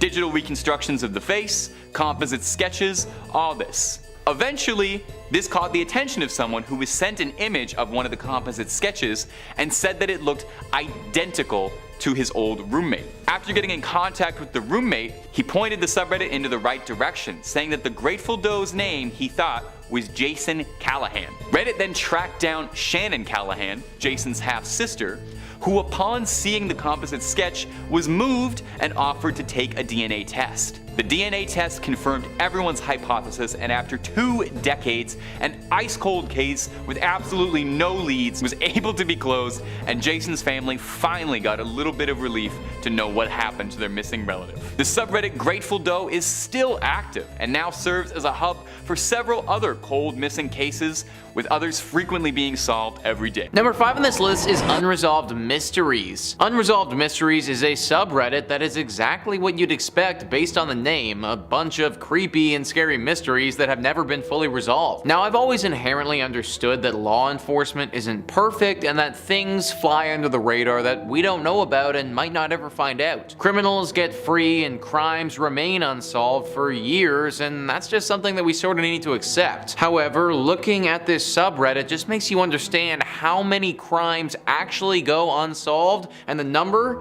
it's truly unsettling. So many of these posts are of people being murdered, disappearing, things being stolen, criminals breaking out of jail, all of these unlawful actions that have just never been solved. Like, I guess I'm okay with a few crimes not getting solved, but this is actually crazy, guys. Now, granted, there are some things on here that are just kind of cool mysteries, like artifacts that have gone missing and stuff of that nature. But most of the posts here are super dark and really make you question the law enforcement that we have in place right now. Just scrolling down through this subreddit, here are some of the topics that I'm talking about. We have assassination, then we have skeletal remains getting found, then we have a Jane Doe being found, and then it's a disappearance, then it's 6 unresolved murders. Like, this is some seriously dark stuff, guys. Honestly, I'm not praying before I read this subreddit, I'm just praying in general that law enforcement can start solving some of these things. Number 4 on this list is 2-sentence horror. 2-sentence horror is a subreddit for those of us with particularly short attention spans. Considering I fall into that audience, this subreddit really spoke to me. The rule here is pretty simple: give a horror story in 2 sentences. Sounds impossible, right? Well, you'd be surprised how scary some things can be in just 2 sentences. Let's read off a couple. List Dexit12345 writes, "For 3 weeks I was trapped in that cave, forced to eat my friend in order to survive and see the sun just one more time. As I looked at the sky, there was a searing pain and then a darkness I would never escape from." Shouts from both sides says, "I heard a loud crunch as the dentist was performing my clean. He started screaming at whatever had hatched in my mouth, lashed out at him." Puzzleheaded by 9973 says, "You said I want a lifetime supply of chocolate. This is only 1 chocolate bar." I said to the person running the contest, "I meant your lifetime," he said, pulling a gun out of his jacket. So yeah, that's the type of stuff that we're dealing with on this subreddit. Out of all the ones on this list, I find this one to be the least scary and kind of the most entertaining. If I had to recommend you check out any of them, then this would probably be my subreddit of choice. Number 3 on this list is the Glitch in the Matrix. The Glitch in the Matrix subreddit is a subreddit where people share extensive stories about how we could potentially be living in a simulation and how they have witnessed a glitch. These things can get very weird, and if you believe the stories that are here, then they truly make you question your actual existence. We're talking about time loops that people get stuck in, things glitching positions, people teleporting to different places, things going very wrong that defy the laws of physics and are very reminiscent to that of a video game just totally glitching. Let's read off one of these glitches to give you guys an understanding of what I mean. This one comes in from Ragnar, and they say, "Alright, so this is a very minor glitch, but it's messing with my head, so here you go. The other day I had my younger sister and 2 nieces over for dinner. While eating, I took a picture of us all and then took another picture maybe an hour later while sitting in the living room having dessert. Now on the first picture, my sister's shirt is very clearly a peach pink color, but on the second second picture, it's a dark mint green / turquoise color. Now I confirmed with everyone that she did not switch shirts, and you can clearly see that it's the same one / cut. I thought maybe the phone camera was off or there was a filter causing it, but everyone else's clothes look the same, so that doesn't make any sense. None of us have any idea how she's wearing different colored clothes in these two pictures, so who knows, maybe I've had my first real glitch. This is a super minor glitch, but it's things of this nature that just don't make any sense at all. If you actually believe what these people have written, then it really does start to make you wonder, are we truly living in the Matrix? Number 2 on this list is creepy Wikipedia. This subreddit is definitely up there as being one of the weirdest online. The whole goal of this subreddit is to find the creepiest and scariest Wikipedia pages in the world and then share them with the world. Wikipedia pages that frankly we probably don't ever need to see. Let's just go down a little rabbit hole here of Wikipedia pages that you might find if you visit this subreddit.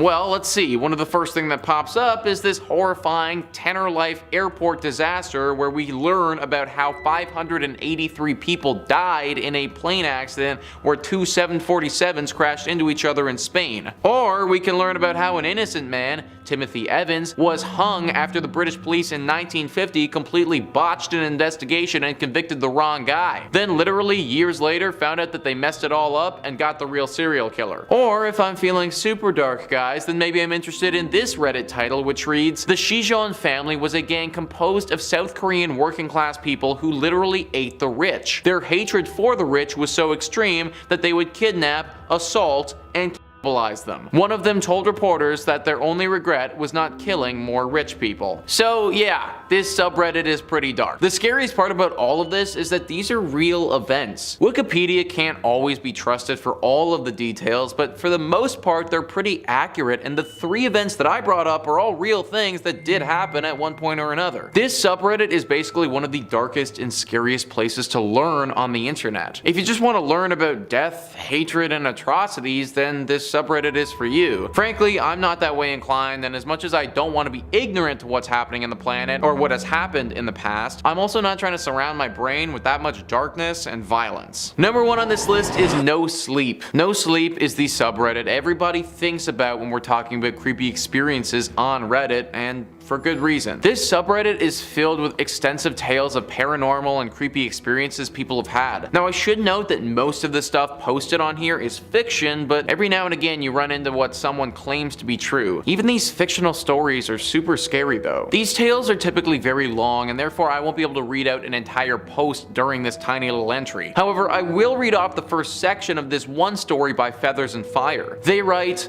"I lazily flicked the last watched video away, a cat wearing a helmet fashioned out of a melon, and a live feed takes its place. It's dark, with torches or headlamps making almost a strobing effect in some crusty old building. Ghost hunters or something like that. Not my thing. I raise my finger to scroll again, but at the last second, something catches my eye that stops me dead. The camera pans past a black and white framed photograph on the wall. It's my grandparents on their wedding day. I sit stock still, watching intently as the camera moves forward. I would recognize that photo anywhere, having examined it countless times as a child visiting their farmhouse. It was my favorite picture out of any hanging on their walls." Now that story, as you can guess, probably doesn't end as a fun and warming tale of this person's grandpa and grandma. It was a very well written post for sure, and gets very dark and scary very soon. If you decide that you want to read the full thing, then just be aware that you may not be getting a ton of sleep tonight. Just a warning. Starting off 5th place strong, we've got a narrowly avoided death. This tale takes place when long-term nurse Jenny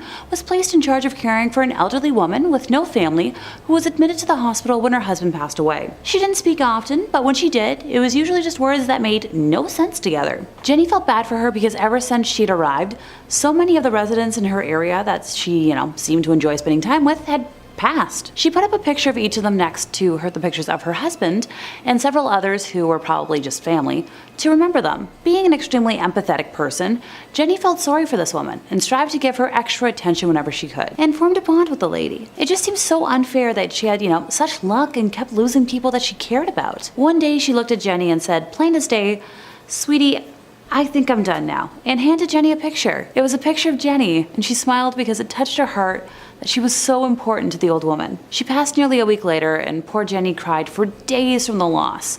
The old lady knew it was the end, and she said goodbye as best she could. Now fast forward to just under 2 years later, when Jenny was talking with a colleague, and that old lady came up in conversation. Her colleague referred to the lady as that crazy, explicit word for a female dog, which seemed very out of character for her, and it shocked and offended Jenny deeply. She expressed this to her colleague, not so nicely, and the lady looked at Jenny with a shocked look and said, "Oh dear, do you not know?" And then proceeded to explain something to Jenny that, she in fact hadn't known. As it turned out, it came out sometime after she had passed that the old lady had killed her husband by poisoning him, and that there was an investigation because it appeared that she had a ritual of befriending someone, obtaining a picture of them, and hiding the picture until she could kill them, usually by poisoning, and then displaying the picture as some sort of a trophy. It was suspected that this may have been the reason for the spike in mortality rate during her stay, and the considerable amount of photos in her collection. The last Jenny heard, the old family photos weren't any relation to the old woman, and the police were trying to ID the individuals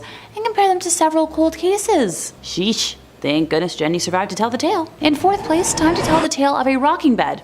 Nope, not a rocking horse, rocking chair, or like an ottoman. A bed. I know waterbeds are out of style and like a major safety hazard, but maybe this could inspire them to come back. New nurse Demi was working one of her first ever overnight shifts when a relative of one of her patients raced into the nurse's station, out of breath, screaming that she needed to come quick. Unable to elaborate, saying Demi had to see what she was talking about for herself. Our nurse made her way to the room in question, where this little old lady patient was crying and holding onto the bed for dear life, all while her bed was shaking extremely violently. Now, you're probably thinking that the lady was the one causing all that shaking, but apparently she was this frail, practically emaciated older lady who didn't even possess the strength to rattle the rails. The ward only had 2 other patients in it, and everyone in there was huddled in a corner, shaking in fright until it eventually subsided. Apparently that particular ward was rarely used, and the bed that the old lady was in was used even less. People who have laid in it complained of nightmares where they hear screams and laughter of angry children. I guess some restless spirit called dibs on that particular bed, and Demi would very much like it to pick somewhere else to hold court. Please and thanks. In third place, we have the case of purple scrubs. Former EMT David O'Keefe worked mainly in transfers, and this particular client was always his last one of the day, having to return home late at night in the dark. She was an older woman who visited the hospital he was based out of for regular dialysis treatment. One specific day, she was being moved, and David was sitting in the back of the transport vehicle with her. She looked under the weather, so he asked what was wrong out of concern, and she said a man in purple had been visiting her. He asked if the man was, like a relative or a technician, but she shook her head. She said the man would sit next to her during dialysis appointments and stroke her hair. Thinking this was strange, right after he dropped her off at the hospital, David asked the hospital techs about, such a person, but no one had seen or remembered anyone wearing purple. Visitors also weren't really a thing at this part of the hospital, so he assumed the patient was just imagining it. While he was waiting to bring her back home, he saw the man in purple scrubs waiting outside that woman's room, watching her door. As David went to approach him, a bunch of tech personnel urgently ran past them into the woman's room, and David lost sight of the man. It turned out the woman in the room had suffered a heart attack and was sadly unable to be revived. Oh, and just a tiny creepy footnote, none of the staff in that hospital wore purple scrubs. In second place, we have a mystery mimic. Yeah, I'm fond of alliteration. How can you tell? This spooky story comes to us courtesy of former late night transportation worker Betty. She worked the position for a few years, but after this incident, did everything possible to never work a nighttime shift ever again. The transport home base was in the basement of the hospital, where all laundry was done and all supplies were sorted and housed. On this particular night, Betty was the only one in the basement when she heard whistling at the end of the hallway by the elevator, and poked her head around the corner expecting to see her only coworker on duty that night, but there was absolutely no one there. And so, she shrugged it off. That night in particular was slower in pace, so she opted to take a snack break and veg in the break room for a bed, when she heard a loud bang out of nowhere. Betty walked into the hallway and a bed was rolling down the hall, bumping into the sides of the walls. Now at this point, she assumed that her coworker was playing a prank on her, and she directly radioed him to chew him out, but he swore he was upstairs. Honestly, I'd be assuming the same. I've had a similar situation in a haunted house I used to work in at an old theater, but Betty was smart about it and determined to catch her coworker in the act. She started walking down the hallway, and as she passed the laundry room, all the machines started up. She poked her head in, expecting to find him, but the room was completely empty. Just a tiny worrisome spooky flag. Nothing to worry about, right? As she walked into the laundry room, the machines came to a complete stop. Betty froze at first before regaining her senses and making her way towards the elevator, when she heard whistling from the other end of the hall. Now at this point, she's certain that she's the only worker in the basement, and is repeatedly pressing the elevator buttons in an attempt to rush it. As she was waiting for the elevator, things started falling off the shelves down the hall. Betty could only stare in shock as boxes of gloves, tissues, and packages of tubes fell off various racks one by one. Her entire body broke out in goosebumps, every hair standing on its end, and the feeling of being watched had completely consumed her thoughts. When the elevator finally arrived after what seemed like forever, Betty felt the sensation of someone brushing her arm and screamed in panic. Upon exiting the elevator upstairs, she made a beeline for the cafeteria, where her coworker actually was, and broke down explaining the entire ordeal. Now, before y'all ask, but Alexa, how was this spirit a mimic? Turns out that Betty usually whistles to herself at work at night, chats with the laundry folks during daytime shifts, and the items that fell off the shelf slowly were common items that she would have to retrieve. Yeah, big note for me on this one. In first place, we have terrified security staff. Security guard Mason claims that while he wants his location to stay anonymous, he used to work overnight security in one of the largest, best, and oldest hospitals in the USA. He and his fellow security officers all have stories about one building in particular, which was built in the late 1800s and was the original psychiatric building for this hospital. Now, being the late 1800s, not much was truly known about psychiatric disorders at that time. On top of that, this hospital was known for its medical research. Sadly, with what we all know about history, when you combine the two, that spells out a lot of nightmares. A couple years before Mason started working security there, this building in particular had been converted partially into offices after the newly built part of the hospital had dedicated a section for the updated psych ward. Mason's rounds for the first night of our tale happened to include, yep, you guessed it, that building. At night, this building was empty, due to most of the staff who worked in those offices leaving by 5 p.m. every day. Apparently some folks like to rush home, which is fair, but they would leave their office doors unlocked, which was a big no-no, due to medical information being located in their offices. Big confidential stuff. Kinda want to keep that locked up. It was security's job to go to each floor, make sure every door was locked, and if it wasn't, to secure it themselves. Mason did his initial sweep of the building to make sure it was clear of people, and then proceeded to do door checks. The hallways were pretty narrow, so he could check both sides of the hallway's doors at once. At the end of this hallway, there were 2 sets of doors you had to go through to reach the final office, which was a dead end, so you had to come back out, go the other way. He noticed everything was secure, so he was ready to move on to the next floor. He exited the 2 sets of doors from the dead-end office and froze at what he saw. Every door that he had already checked was completely ajar, and set so perfectly so that their own weight wouldn't cause them to shut again. A single wheelchair had appeared at the end of the hallway and was facing towards the steps. Mason had heard other security officers outright reject that set of rounds due to the strange stuff that was happening, but he originally laughed it off until that night. He went around and forced the now open door shut and tried to shrug it off. Nothing else weird happened that night, and he returned the next night to patrol the miners' ward. The area was just under construction, so security was needed to make sure nobody got hurt by accident and all the workers were doing their job. Safety first. When Mason was hanging out in the break room before his shift officially started, other security guards were discussing various reports of seeing a young human with brown hair who would disappear randomly, and Mason dismissed this as just gossip meant to spook off the newbies. An hour into making his rounds, a foreman who had stayed late called security and asked for a security officer to come up because, quote, a youngin' with brown hair had locked himself in a room and he didn't want him to get hurt with all the open wires in there. Mason answered the call, went and unlocked the door for the foreman, and looked in a 20x8 room for about 10 minutes, and upon seeing no one, called it in as a false alarm. He attempted to shrug it off until he received a call for backup in the psych ward, and when he arrived he noticed a patient was in a state of panic near the remnants of a shattered chandelier. Now, before he had experienced the abnormal happenings in this building, Mason claims he would have written off his testimony as idiocy, but the patient claimed that something held him in that spot as the chandelier started swinging wildly until it started to fall. When it started to fall, he was let go and allowed to move, and scrambled out of the way before it hit him. Now, this was the beginning of the end for Mason, who requested to be transferred to hospitals the next day. And as much as I love the Phantom of the Opera, I don't really want it to become reality. One of my favorite things to say in accordance with that is that I love one fictional toxic tenor, and only one.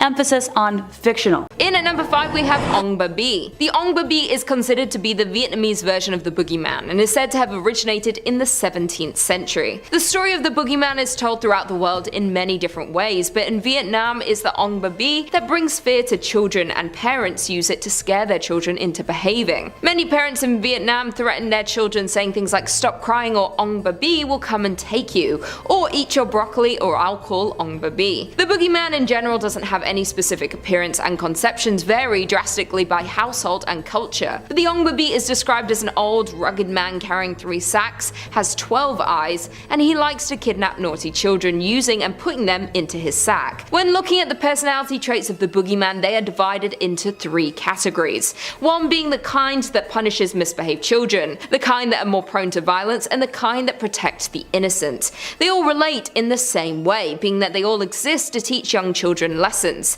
And that's why the boogeyman is directly related to Ongbabi, because they are both there to frighten children with punishment and to steal them at night and sometimes even eat them. The Ongbabi only ever comes at night and only kidnaps the children who are misbehaving and not listening to their parents. This so-called mythical creature is said to be invented by parents in order to scare children when they are disobedient and scaring them into having good behavior. Another account says that it was invented based on events happening in the 17th century when starvation ran rapid through Vietnam, and it drove many people into kidnapping children to sell for food, and the Ongbabi is based on those events. Whichever the case, many know these tales regardless of where you're from, and the story of Ongbabi is told by parents to children to this day and is a very fearsome figure to children in Vietnam. Coming in at number 4 we have Ma Da. Children living in areas close to the river are warned about Ma Da, which are vengeful spirits who lurk in bodies of water. They're believed to be the souls of drowned victims that tend to have a childlike appearance, and they manifest as bloated corpses with weeds for hair. It's believed these souls died in torment and they cannot find peace and can only be reincarnated if there is another to take their place. The Ma Da roam in lakes and rivers waiting to drag down unsuspecting swimmers,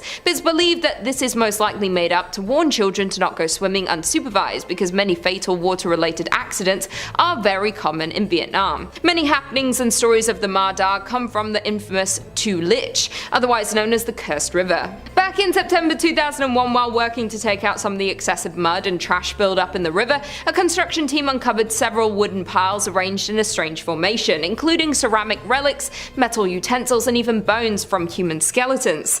The odd occurrence even made headlines on many different newspapers at the time, but had eventually died down. Several years later, in 2007, the happenings came up again when Mr. Nijin Hung Kwang, the leader of the construction team, recounting many misfortunes that had happened to him and others who were related to the project since 2001. Some of the things that happened to these men included experiencing nightmares in which they were haunted by ghosts, feelings of being drowned, as well as health issues such as epileptic seizures and other accidents happening to the men's families. Mr. Nunjian even invited a monk to perform a ritual to lift the curse on the river, but the attempt was unsuccessful, and the monk died shortly after visiting. In at number 3 we have Khoi Nahap Trong. The Khoi Nahap Trong tend to possess the bodies of the recently deceased. Legend has it that when someone passes away and is prepared for burial, it is extremely important to not let a black cat, which is a symbol of bad luck, leap over the coffin. If that does happen, then the body of the deceased will be infested by evil spirits, which then turns into Khoi Nahap Trong and chases the living. Other stories claim Khoi Nahap Trong are spirits of the dead who prey on the frail, dying people seeking to consume their souls and steal their bodies so they can indulge in earthly pleasures. Older victims are much easier to manipulate and possess, and they are close enough to death even when they do end up passing away. The Khoi Nahap Trong stays in their bodies and can live on in that body, enjoy their life on earth. When it inhabits the elderly, they seem to appear reinvigorated but also start to act strangely. Some of the weird things these revived humans do are they ask for lots of food, and very specific foods to feed on, like raw blood and even living animals. These odd behaviors are mistaken for signs of recovery, which why Khoi Nahap Trong can live among the living normally for a few days or even weeks before people start noticing the strange behavior. Obviously this person is already dead and their body is taken over and possessed by this demon, and the only way for the Khoi Nahap Trong to exit the body is by an exorcism,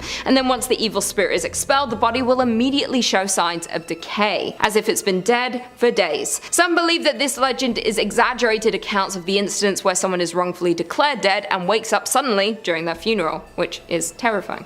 In at number 2, Ma Lay. Ma Lay is said to be one of the most terrifying creatures in the Vietnamese folklore. By daytime they are said to walk among us disguised as women, usually looking young, very beautiful, and often appearing tired. I'm always tired. At night, though, it's said that their heads detach from their bodies. They are seen dragging bloody organs alongside them and float around to feast on flesh, organs, and other rancid items. It is also believed that someone whose excrement is consumed by a Ma Lay is cursed with eternal hunger and will eventually die of starvation no matter how much they eat. When sunrise comes, they must return to their human body again, otherwise they'll be burned to death by the sunlight. So the easiest way to vanquish a Ma Lay is to hide their desired body so that she can't reattach her head. Apparently, the Ma Lay story originated originated from when a woman, believed to be cursed, engaged in various sins and fraudulent activities during her previous life. Then after she died, her sins caused her to be reborn as a horrific demon who lives off dead animals, their organs, excrement, and garbage. There have been many different sightings throughout the 21st century, including strange red lights floating up and down a field in 2016, and then again in 2016 villagers saw strange green and red lights rising up and down in the distance, and people thought it was the Marley due to her glowing appearance when she floats through the night. There have also been videos and pictures seen all over social media believing to be the Marley, showing glowing figures hovering around the night sky and eyewitnesses capturing these sightings, and people have no explanation for them. Similar creatures as the Marley can be seen in the folklore of many other Southeast Asian countries including Malaysia, Thailand, and Cambodia, where they are known as the other names such as Arp, Krasu, or Penangel, but they all relate back to Malay. And finally, in at number 1 we have Than Trung.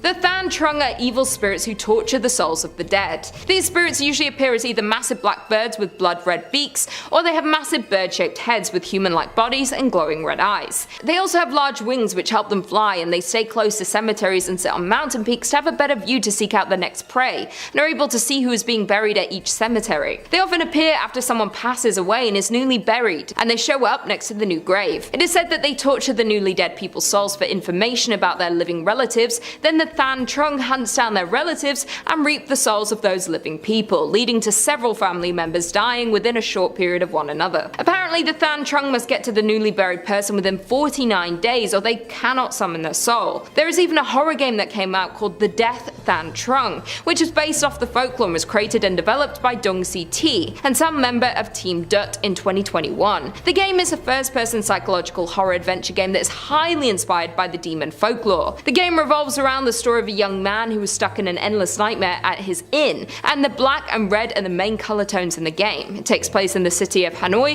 in 2021 and heavily involves the Than Trung and their reign of terror. Coming at number 5, we've got the Rat Men of Southend. Who could forget Dear Rat Boy, am I right? Well, if you forgot him before, prepare to have some imagery burned into your brain for life. There are actually a couple of tales referring to a rat man from Southend, so why not talk about both? The first is a little more fun and a little less tragic. Tragic nonetheless, but more juicy details and less cold-blooded murder. So according to some, at one point, the mayor of Southend was indeed a rat bastard. Not literally, but in the way that he constantly and unrepentantly cheated on his wife. Poor woman, although she did choose to marry a politician. So as divine punishment for this mayor's consistent adultery, his son was born with a rat face and a long tail. This did not sit well with the social climbing couple, but what could they do?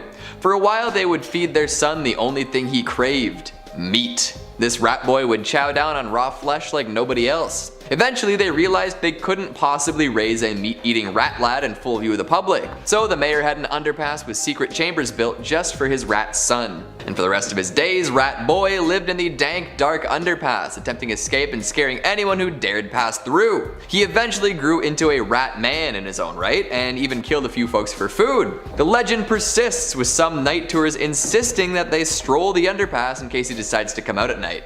Yeesh. The second story has more to do with the man and also rats, but I'll tell it anyway. Apparently there was an old man also living below an underpass. He had no belongings save for his clothes and a blanket, and he did his best to stay hidden away. However, one day a group of rowdy teenagers came across this man and mercilessly beat him. Once he was incapacitated, they stole his blanket and left him to die in the cold. Unable to move due to his injuries, the man eventually did succumb to hypothermia. Following his death, hundreds of rats emerged from the shadows to consume his lifeless body. Thus began the legend of the Rat Man, consumed by the scurrying dark masses that plague the city. Some say that you can still hear strange scrabbly noises near that underpass. Could it be the descendants of those rats looking for more human flesh? Or maybe it's the ghost of the Rat Man himself, crawling around, disemboweled and confused. Coming in number 4, we've got fairy dogs. Doesn't that just sound lovely? Like a little dachshund puppy with little Tinkerbell wings? Well, that is not what these fairies are like. Of course, the fairies that folks see in Disney movies are much friendlier than the ones from folklore. Fairies of legend are often mischievous, looking to cause trouble in best case scenarios and trying to ruin people in harsher cases. So it stands to reason that fairy dogs might not be so sociable. No belly rubs or ear scratches will make these fearsome canines friendly. See, there's an idea out there that crossroads are the door to another world. If you make the wrong choice or linger too long, you might find yourself staring down a fairy, a demon, or a god. Not necessarily what the average person wants, you know? These otherworldly beings usually live their lives unseen and unsensed by us, but at crossroads their actions might become more apparent. Some crossroads might even feature a fairy dog or two. These four-legged fiends guard the entrance. They're known for glowing bright green, making sure you don't mistake them for a regular dog. And if you see one, it's best to turn around. They'll bark twice as a warning. Alright, 2, remember that. And don't worry if you think you might miss one of these barks, they're as loud and commanding as they come. But if you do not heed this warning and the dog gets out a third bark, you are doomed. Sure, good things come in threes, just not this time. Hey guys, if you're liking the video so far, make sure to give it a big thumbs up, it really helps us with the algorithm. On with the list. Coming in number 3, we've got the knocker. You would think that mining is scary enough as is, right? Heading into underground tunnels to blast away at rocks until you find some useful materials, hopefully not getting caved in, probably not running out of oxygen, etc. Well, this dangerous career comes with its own share of folklore too, just to make sure that some unexplainable spooks become even spookier. The knocker is a mining monster. Based on the sounds of underground work, it is a spirit that lives within the same tunnels that the helmet-wearing workers descend into every day. Apparently the knocker is the ghost of a tin miner. It's 2 feet tall with a big head, long beard, and arms that almost drag along the ground. Being the ghost of a miner, it carries all the necessary equipment from lamps to pickaxes. Folks familiar with mining might know about the knocking sounds that echo throughout. This is a very scary sound as it can often be indicative of a cave-in. The actual knocking came from the creaking of earth and timbers before giving way, but to some of the miners the noise came from these malevolent spirits attempting to knock down the walls. There are actually all sorts of knocker-related tales, ranging from benevolent to malevolent, but sometimes remaining largely benign. But the scariest additions are those who went around the different tunnels stealing equipment and food, leaving the miners in terrible situations. Sometimes they would even purposefully misdirect miners, leaving them lost in the labyrinth of mine shafts and passages. Worst of all, they're associated with mine fires, which are absolutely horrifying. So make sure you toss the last bite of your meat pie into the mine for the knockers, lest you find yourself in a whole world of trouble. Coming in number 2, we've got boggarts. Nasty, nasty creatures these ones are. A lot of folks are familiar with them thanks to the Harry Potter universe, but the idea of rotten little buggers ruining everything has been around for a lot longer than that. Household spirits looking to cause as much trouble as possible, boggarts are something nobody ever wants to deal with. They're famous for making possessions disappear, causing milk to sour, and having dogs walk lame. Definitely not fun. And once you've found yourself in the upsetting company of one, good luck getting rid of it. They will stick with your family no matter where you go, no matter how far you run. Your things will keep disappearing, your food will keep going bad, and you'll always be haunted by the knowledge that an awful little shit is making all of it happening. But don't even think about reasoning with a boggart. Sure, they were once helpful brownies or silkies, but something offended them or caused them to feel mistreated, and now they are just pure bad. Even if you offer to make a deal or treat it nicely from now on, it will respond very negatively. It will get furious and wreck all of your stuff in one go instead of doing it mischievously over the course of many years. So yeah, it's like a poltergeist you can't escape, but somehow worse. Folks that have to deal with these, not happy folks. And finally at number 1, we've got Black Shuck. We've talked about fairy dogs earlier, but that was just the beginning. This is the true terror dog, the big, brutal bad boy, the canine carnivore fueled by carnage, a hate-eyed and vengeful black dog full of rage and malice. There are all sorts of variants based on where you are, from the Gargess to the Guy Trash to the Padfoot, but the best known is Black Shuck. See it and you are out of luck. This thing is the embodiment of Satan. Wherever it goes, destruction follows. A harbinger of doom with blazing red eyes. If you see one, you are supposed to hide or make sure not to look at it. If you neglect to avert your gaze, your luck will get so bad that you die within the year. Holy smokes, right? There's one tale from a Suffolk church that tells of a Black Shuck visit during 1577. The enormous dog came running in, killed a man and a boy, and caused the steeple to collapse through the roof. It then left in a hurry, leaving dark scorch marks on the door. And that was just one little tale. Even if you're a dog person, you do not want to run into one of these. Something tells me that a treat won't smooth things over. Coming in at number 5, Cyclops. I mean, we can't have a giant creature list without including one of the most infamous giants in history. Cyclops, Cyclops. Hailing from Greek mythology and then later Roman mythology, the Cyclops were giant one-eyed creatures who can be distinguished in three groups. In Hesiod's theogony, they're the brothers Brontes, Steropus, and Argus, I think, who provided Zeus with his weapon, the Thunderbolt. In Homer's Odyssey, they are an uncivilized group of shepherds, the brethren of Polyphemus encountered by Odysseus. Cyclopses were also famous as the builders of the Cyclopean walls of Mycenae and Tyrannus. For the sake of avoiding confusion, let's focus our attention to the Homeric Cyclopses. In an episode of Homer's Odyssey, the hero Odysseus encounters the Cyclops Polyphemus, the son of Poseidon, a one-eyed man-eating giant who lives with his fellow Cyclopses in a distant land. They live in the world of men rather than among the gods. Homeric Cyclopses are presented as uncivilized shepherds, savages, and have no regard for Zeus. They live solitary lives and have no government. They're said to be inhospitable to strangers, slaughtering and eating all who come to their land. Coming in at number 4, Corb or the Fomorians. The Fomorians are a supernatural race in Irish mythology, often portrayed as hostile and monstrous beings who come from under the sea or the earth. However, later they were portrayed as giants and sea raiders and enemies of Ireland's first settlers. They appear to have once been gods who represent the harmful or destructive powers of nature, personifications of chaos, darkness, death, blight, and drought.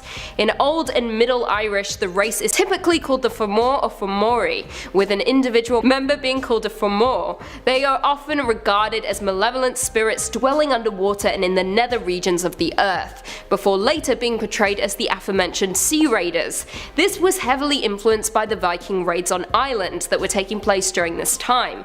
Oftentimes they were depicted as having the body of a man and the head of a goat, and according to an 11th century book, they are said to have one eye, one arm, and one leg. Coming in at 3, Titans. Hailing from Greek mythology, the Titans were the pre-Olympian gods. According to the theogony of Hesiod, they were the 12 children of the primordial parents Uranus and his mother Gaia, with 6 male Titans, Oceanus, Cous, Creus, Hyperion, Lapetus, and Cronus, and 6 female Titans called the Titanides. Cronus mated with his sister Rhea, and together they became the first generation of Olympians. Zeus and his 5 siblings, Hestia, Demeter, Hera, Hades, and Poseidon. Descendants of the Titans are also called Titans. The Titans were also former gods, the generation of gods preceding the Olympians. They were ultimately overthrown as part of the Greek succession myth, which told how Cronus seized power from his father Uranus and ruled the cosmos with the Titans as his subordinates. Now Cronus and the Titans were in turn defeated and replaced as the ruling pantheon of gods by Zeus and the Olympians in a tenure referred to as the Titanomachy. As a result of the war, Cronus and the vanquished Titans were banished from the upper world, being held imprisoned under guard in Tartarus, although according to history some of these Titans were allowed to remain free. Coming in at 2, Fatchin.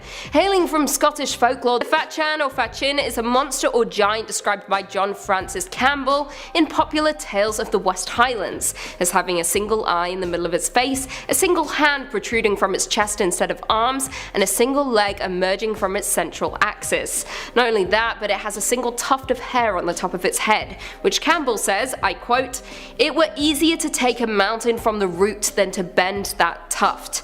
Quite the tuft indeed. However, Campbell isn't the only writer to reference the giant. Douglas Hyde did so too in his collection of Irish folklore called Beside the Fires. I quote, "He held a very thick iron flay club in his skinny hand and 20 chains out of it, and 50 apples on each chain of them, and a great venomous spell on each great apple of them, and a girdle of the skins of deer and roebuck around the thing that was his body, and one eye in the forehead of his black-faced countenance, and one bare, hard, very hairy hand coming out of his chest, and one veiny, thick-soled leg supporting him, and a close, firm, dark blue mantle of twisted, hard, thick feathers protecting his body. And surely he was more like unto devil than to man." Now, though hailing from different countries, both descriptions seem to represent branches of a common Gaelic tradition. Finally, coming in at number 1, Cacus. Hailing from Roman mythology, Cacus, meaning bad, was a fire-breathing giant and the son of Vulcan. He was ultimately killed by Hercules after terrorizing the Aventine Hill before the founding founding of Rome.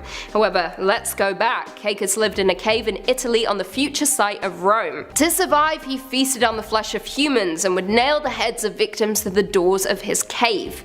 Now, like I said, he would later be defeated by Hercules, and according to Evander, Hercules stopped to pasture the cattle he had stolen from Geryon near Caecus' lair. As Hercules slept, the giant took a liking to the cattle and stole 8 of them, 4 bulls and 4 cows, dragging them by their tails so as to leave a trail in the wrong direction. When Hercules awoke, the remaining cattle made suggestive noises towards the cave, so Hercules, now angry, stormed towards the cave, and a terrified Caecus blocked the entrance with a vast, immovable boulder, so Hercules quite literally tore off the top of the mountain to reach him.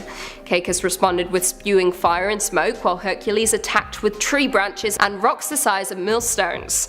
Hercules eventually leapt into the cave, aiming for the area where the smoke was heaviest, and grabbed Caecus, strangling the monster to death. According to Virgil in Book 8 of the Aeneid, Hercules grasped Caecus so tightly that his eyes popped out and there was no blood left in his throat. Yikes. Number 5 is Slaughterhouse Canyon. Slaughterhouse Canyon is home to one of the most tragic stories I have ever heard. In the early 1800s, a family lived remotely in this area. There were 4 of them: the mother, the father, and 2 children. The father would travel into this canyon and have to leave his family for extended periods of time. These trips were for food, money, clothes, anything to assist his family's survival. One day during his journey, he was lost to the rocks and did not return. Without the assistance from the father, the remainder of the family started to starve.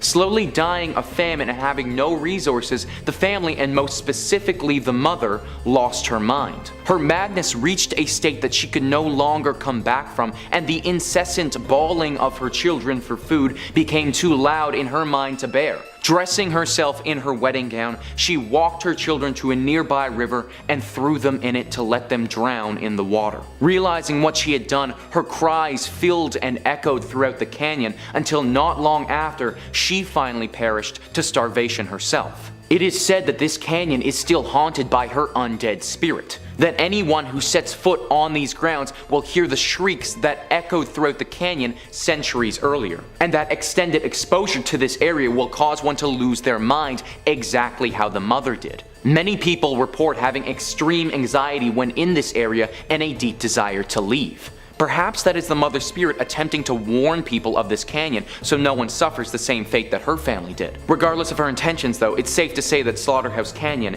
is deeply haunted. Number 4 is the Devil's Tramping Grounds. This is in reference to a very strange patch of soil in North Carolina. For decades, this circle of dirt has allowed nothing to grow on it, whilst the area surrounding it is home to luscious wildlife. Now there could be any number of reasons for why nothing is growing on this patch of dirt. Simply because an area of land cannot grow wildlife does not automatically mean the devil himself has anything to do with it. However, for this particular spot of land, that just might be the case. Locals have reported putting objects in the center of the circle and coming back a day later to find their items placed right outside of it. There have also been several sightings of deep red glowing eyes in the night. It's widely believed that this specific circle is used by the devil to dance at night, or in some cases, to perform graphic and gruesome rituals. Therefore, if anything is inside his circle, he will move it to the outside. A daring reporter decided to test this theory one evening and slept in that exact spot in a tent. He said that the entire evening he heard the distinct sounds of dancing footprints outside his tent, but couldn't spot anything when he looked outside. Whether it's the devil or a strange phantom creature performing strange phantom rituals, it's clear that something is not right with this dead patch of dirt. Number 3 on this list is Hoia-Baciu Forest in Romania. This forest has been regarded by many as potentially the scariest and most dangerous forest on the entire planet. Unlike your typical haunted house that may be haunted by a singular ghost, this forest has a plethora of creatures to watch out for. Ghosts, apparitions, dark shadowy beings, and demons have all been sighted in this forest, with one person even stating that they've seen a UFO before. The general note that almost everyone leaves with is this strange feeling of being watched and a strong sense of anxiety. This has been taken to the extreme on several occasions though. One story I came across detailed a man who lost his mind and swore that he had a run-in with a demon or the devil. Another one describes how campers consistently heard the stomping of horses right outside inside their tent, but when they went to check outside, nothing was there. There was also a tale of how two people went into the forest and overnight, one of them became fascinated with death. So fascinated that he became incredibly morbid and could only speak about death and how he wanted to watch people die.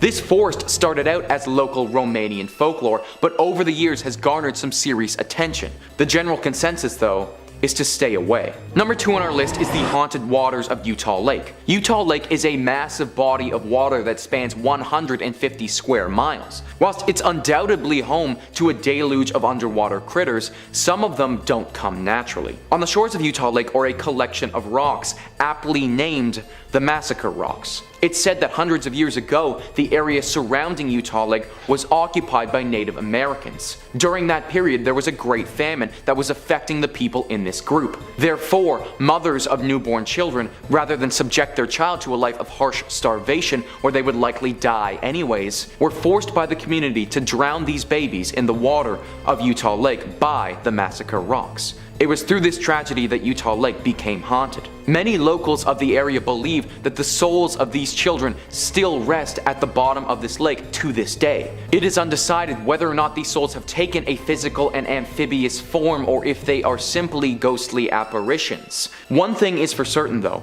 do not go in the water. Approaching the lake, you will start to hear the cries of young children coming from the water. You must fight the urge to go and help that cry. These children, or water babies as they are often referred to, will drag you to the depths of the lake and you will never be seen again.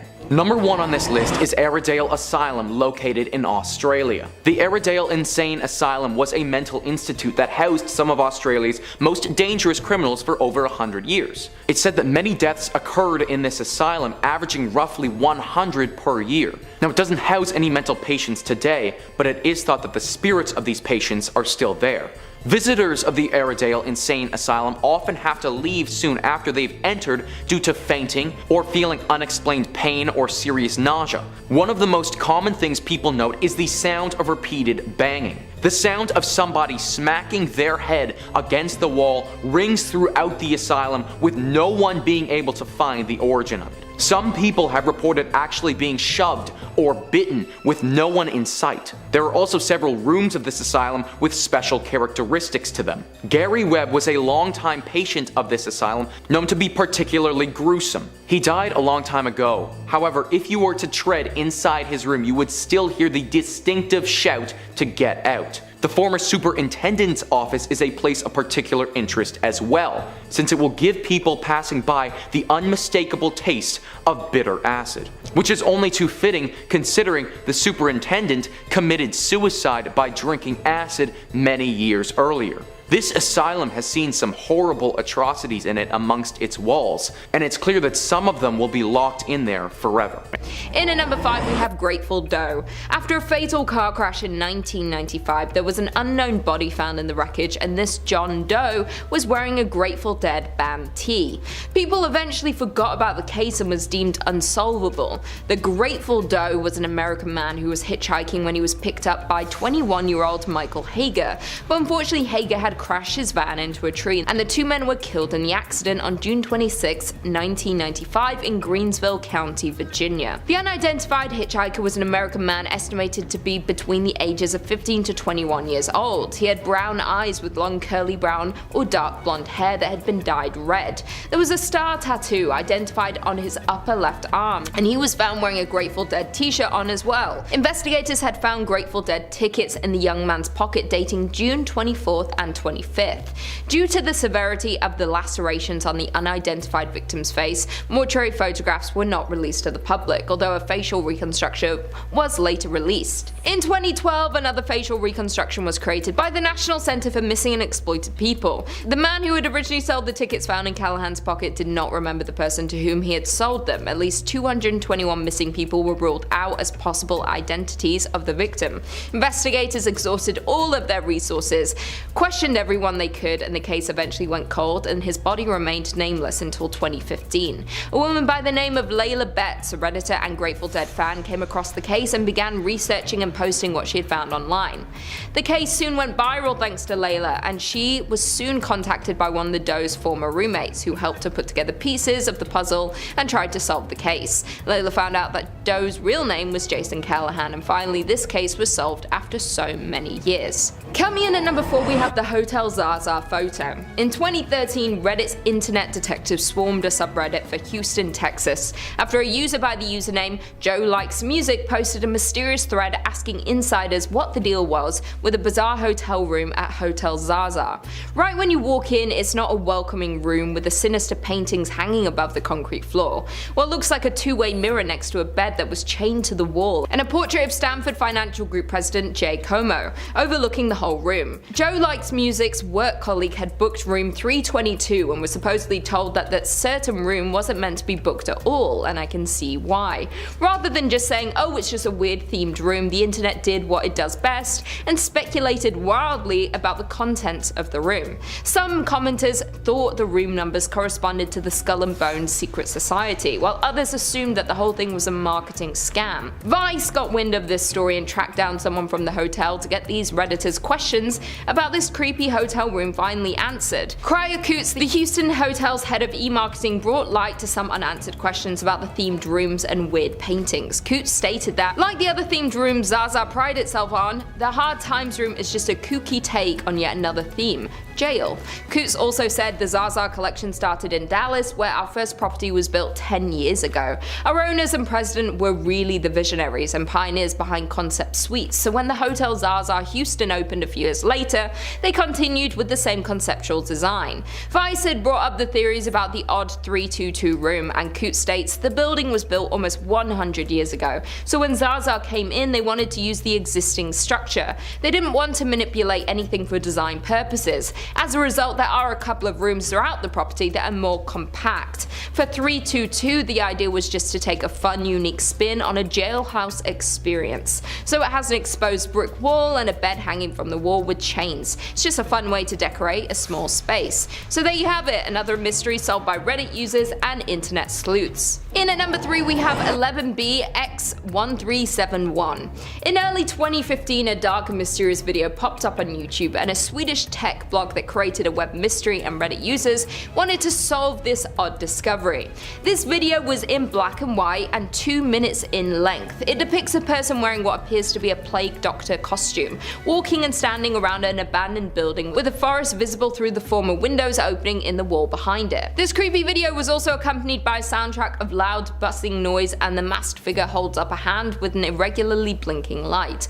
The film did not have any credits or any claims to ownership, and also contained many commonly used ciphers and encryption messages found hidden in the video and its sound spectrogram, as well as images of tortured and mutilated people. This creepy video soon went viral, and Reddit users started to try and figure out more about this mysterious video. Most of the messages were decoded by participants in an ongoing Reddit thread, and the images sourced to notable murder investigations such as the Boston Strangler. These videos have been interpreted as implying a threat of bioterrorism against the United States, although it has also been speculated that the video is in reality a prank, a viral marketing stunt for an upcoming film or video game, or even a student film. Many were trying to find the origin and creator of this odd film, and it was found that John Erik Kreibleichler, the founding editor of the Swedish tech blog Gadget ZZ, received a DVD in the mail of this mysterious video on it, and when he couldn't decode the video, he posted it in his blog. John Erik wasn't the first to make this video public. Internet sleuths soon found a user account identified as AETBK, who had posted it to YouTube. The account only posts on the site. When this video gained traction, this AETBK was identified as Daniel from Spain, and he claims that he was sent this video from a woman he didn't know who told him that she had found it on a park bench. Another earlier version of the video was found posted on the paranormal website 4chan. 3 months after it was released and the most of the hype died down, a guy named Parker Warner Wright spoke to the Daily Dot claiming how he was the guy who created the video. The Daily Dot published an interview with Wright. He told reporter Mike Weiner that he was a US citizen who lives in Poland, and that the videos were meant as an art project. After finishing the video in May 2015, he had left 3 copies, 2 on discs in a subway and park in Poland, and the last one posted to 4chan. Without these curious Reddit users, this mystery may have stayed unsolved and the true origin of the video would never have been known. In at number 2 we have WebDriver Torso. In 2014, online sleuths noticed that a YouTube account called WebDriver Torso was uploading with insane regularity, yet none of the videos seemed to make sense. The videos were varied in lengths and consisted with a lot of beeping. Theories about the channel's purpose varied wildly, with some even speculating that it was a government sending encrypted messages for the sake of espionage. However, a now deleted Reddit account had gotten to the bottom of the mystery, linking the channel to YouTube's parent company Google. Google actually eventually responded to the mounting speculation surrounding WebDriver Torso, explaining that the videos were used to determine to what extent the technical quality of videos had suffered when they were uploaded to the site, when compared to the originals. Created by Google on March 7, 2013, the channel began uploading videos in September of the same year, consisting of simple slides accompanied by beeps. It was brought to public attention in 2014 when it became a source of speculation for viewers who discovered it and noted 3 atypical videos featuring jokes, and that's when Reddit came across this and started trying to crack the case. The channel stopped posting videos at its same rate after 624,774 videos as of May 2017. The channel posted a few more videos in May, August and October 2018, followed by uploads in July and October 2019. The channel once again posted a video on November 22nd, 2021. Also, if you search WebDriver Torso into Google, the logo will begin behaving in an odd and mysterious shape-shifting manner. Now that the Reddit thread is deleted, leaves mystery in what Google was really trying to do with these videos, or if there really is a true sinister reason for these videos. In at number 1 we have the identity of the Strongsville skeleton. Back in February of 1975, 3 boys exploring the local woods in Strongsville, Ohio came across a skeleton and immediately contacted local authorities. The police were only able to determine that the cause of death was a gunshot wound to the head and that the body belonged to a white woman around the age of 20, but nothing more was known about this Jane Doe. After the case went cold in 2015, an amateur genealogy researcher was searching through cemetery records in Cleveland when she discovered a listing for unknown white female bones. The woman named Christina Skates began investigating the case herself and uploaded her findings to r/unsolved mysteries and another online forum called Web Sleuths. From there, an artist named Carl Koppelman created a reconstruction of what the deceased woman may have looked like based on images he had seen of the skull. The reconstruction started gaining traction and similarities were made between the Strongsville Jane Doe and a local Ohio woman named Lena Pagano by Carl and law enforcement, which led to her identification in 2018. DNA testing would confirm that the unidentified remains were in fact those of Linda. Linda Pagano was a woman from Akron, Ohio, who had been reported missing in 1974. She had an argument with her stepfather and left home, never to be seen again. Thanks to Reddit and Web Sleuths, this case was solved and the Jane Doe was finally identified, and the case could finally be closed after more than 40 years. Coming in at number 5, Bug-Eyed. We love a good pun from time to time, but this one might just stick with me for the rest of my life. As a person who's worked at swimming pools and summer camps, I've seen all sorts of different stuff get into people's eyes, from sticks, rocks, chlorinated water, bird droppings, and of course, bugs. Hell, I had a gnat fly into my eye while I was biking just last week. But these are all things that can be removed relatively easily if you're careful. They're not trying to make a home in your ocular orb. This story from Reddit user Oscar Devine makes me want to scream, and you're about to find out why. It goes like this. I've told this story before. I'm an eye doctor and I had a patient come to me with an infected eyelid 2 other eye doctors tried to treat and failed. They were dumping all sorts of medicine into it and it wasn't getting any better. At this point it was swollen and painful for weeks with no improvement despite being on tons of meds. Apparently neither of them thought to flip the lid upside down, you know, the gross trick that some kids do with their upper eyelids. It was a painful maneuver for her very swollen eyelid, which might explain it. Anyhow, there appeared to be what looked like a visible abscess inside the tissue with thick, gooey material. I thought I'd give it a nudge and I saw it move. This wasn't an abscess, it was something else. I managed to remove it quite easily in one whole piece. It was a fly larva. The patient told me that she had a bug hit her in the eye a few days before she got this infection. I removed the larva and within 2 days the wound closed and she was 100% recovered on basic antibiotic eye drops. Yes, I do have the photos for this case for those interested. I mean, I for one am not interested. Walking around with a larva in your eyelid for weeks and not bothering to figure out what it actually was? What if it was like wriggling around in there? What if it decided to start crawling around and looking for food? This is the kind of body horror I would expect in a movie, not real life. Although, what is real life if not horror?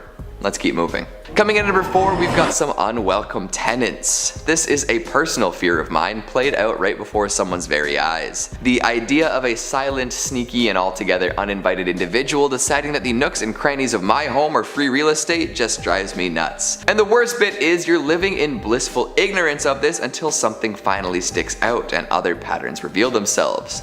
Those bumps in the night? That wasn't the house settling or whatever other explanation your grandmother might have given you. That was a squatter moving around in the dark. All that food seemingly going missing. It sure wasn't partially forgotten midnight snacks or your friends being greedy, if you know what I'm saying. Those times the motion sensing lights went off in the middle of the night. Not mice, raccoons, or squirrels. Boy, oh boy. User IEAMS85 told their tale in a thread about this particular occurrence. For about a year I lived in a house with 4 housemates. We had a pretty big backyard with a garage and a tool shed that we never used, ever. We also had motion detector lights. 2 of my housemates were very superstitious and believed in ghosts and spirits and such. They also liked to get high on different substances. The lights in our backyard would go off randomly. I assumed it was animals, my housemates were sure it was a ghost. One of them told us she'd seen a man ghost looking through our window when she was high on shrooms. They thought it was scary, I thought nothing of it because, well, yeah. A few nights later, drunk me thought I saw a man through the mesh door to the backyard. I just thought my mind was playing tricks on me because my housemates kept talking about the ghost. Eventually I moved out to go back to my home country, and about 6 months after that I FaceTimed with one of the housemates. Turns out we hadn't seen a ghost. A homeless man had been living in our tool shed for God knows how long. Gave me the creeps for sure. All this happening pre-pandemic is horrific, right? But imagine it happening now. You're always home, and they have smaller windows to get out of their hiding spot. What if somebody died while in your home because they couldn't get enough food or couldn't get outside and you didn't even know until you smelled something funny? That's not an experience I ever want to have. Coming in at number 3, we've got pus brain. Not 2 words you really want to see together, right? Well, just listen to this story from user Slappy McSlappenstein. It speaks for itself. When I worked in healthcare, I had a patient who got a sinus infection. He stopped taking his antibiotics after a few days because he felt better. His sinus infection came back with a vengeance. When he got to the emergency department, he was presenting with stroke symptoms. The infection had spread to his cranial cavity. There was so much pus that it was twisting his brain. No one thought he would survive the surgery. The family was advised to expect the worst, but amazingly he actually survived. He ended up needing 3 more surgeries to wash out and spent almost 2 months in the hospital. So take your full dose of antibiotics, people. How are we feeling about this one? A little headache? Checking in on your sinus health? Because that is absolutely bonkers. This dude essentially had to have a brain enema because of the filth built up in his dome. That stuff comes back with a vengeance, like he said, if you're not careful. So listen to your local healthcare worker and finish your antibiotics regimen. Coming in at number 2, we've got the suffocation station. In a lot of creepypasta stories, folks who are left near some dangerous chemical or enclosed space often go mad. You know, self-mutilation, murder, hideous mutations, the works. In this story though, the folks put in an unsafe situation don't end up doing a whole lot of that. They just die, and they die quick.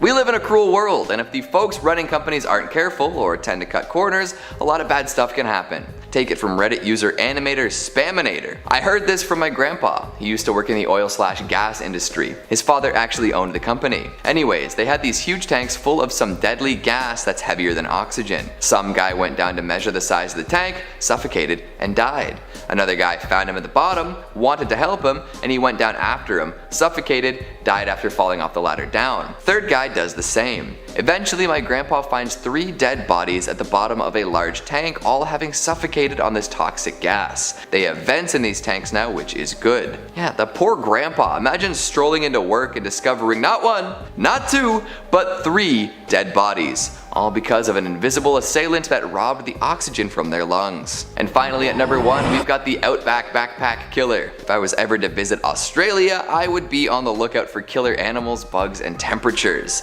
In fact, killer people probably wouldn't even cross my mind. However, as this story shows us, murderous lunatics can be anywhere at any time. User Passometer has this story to tell. I met a guy who had been traveling Australia with a couple friends, hitchhiking around as many of us have done. One of his friends told him that they were near his distant uncle's house, whom he'd never never met before. He got a phone number from a family member, and as they had hoped, the uncle offered them a place to stay. He picked them up in town and drove them out to his rural property way out in the bush. They said he seemed like a pretty normal guy, friendly and cheery. When it was time to set up a place to sleep, the uncle took them to a closet that was totally full of sleeping bags and bedrolls. They didn't think much of it at the time and all grabbed a kit and set up on the living room floor. They stayed a couple days and nothing out of the ordinary happened, but afterwards the uncle drove them to the bus station and they continued on their way. About a year later, the man was arrested and charged with several counts of murder.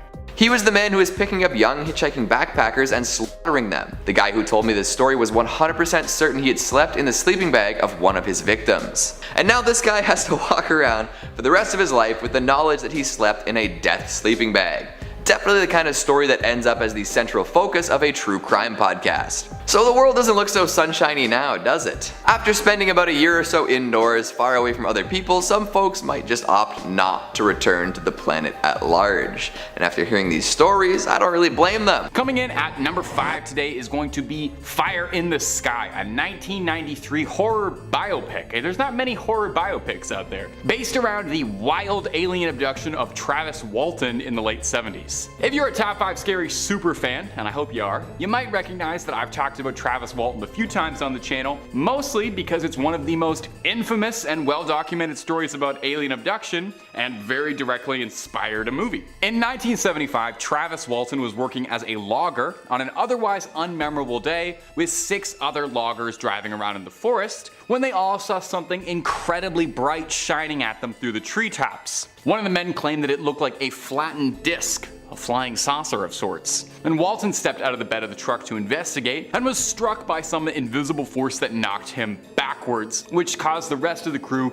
to drive off in a flurry.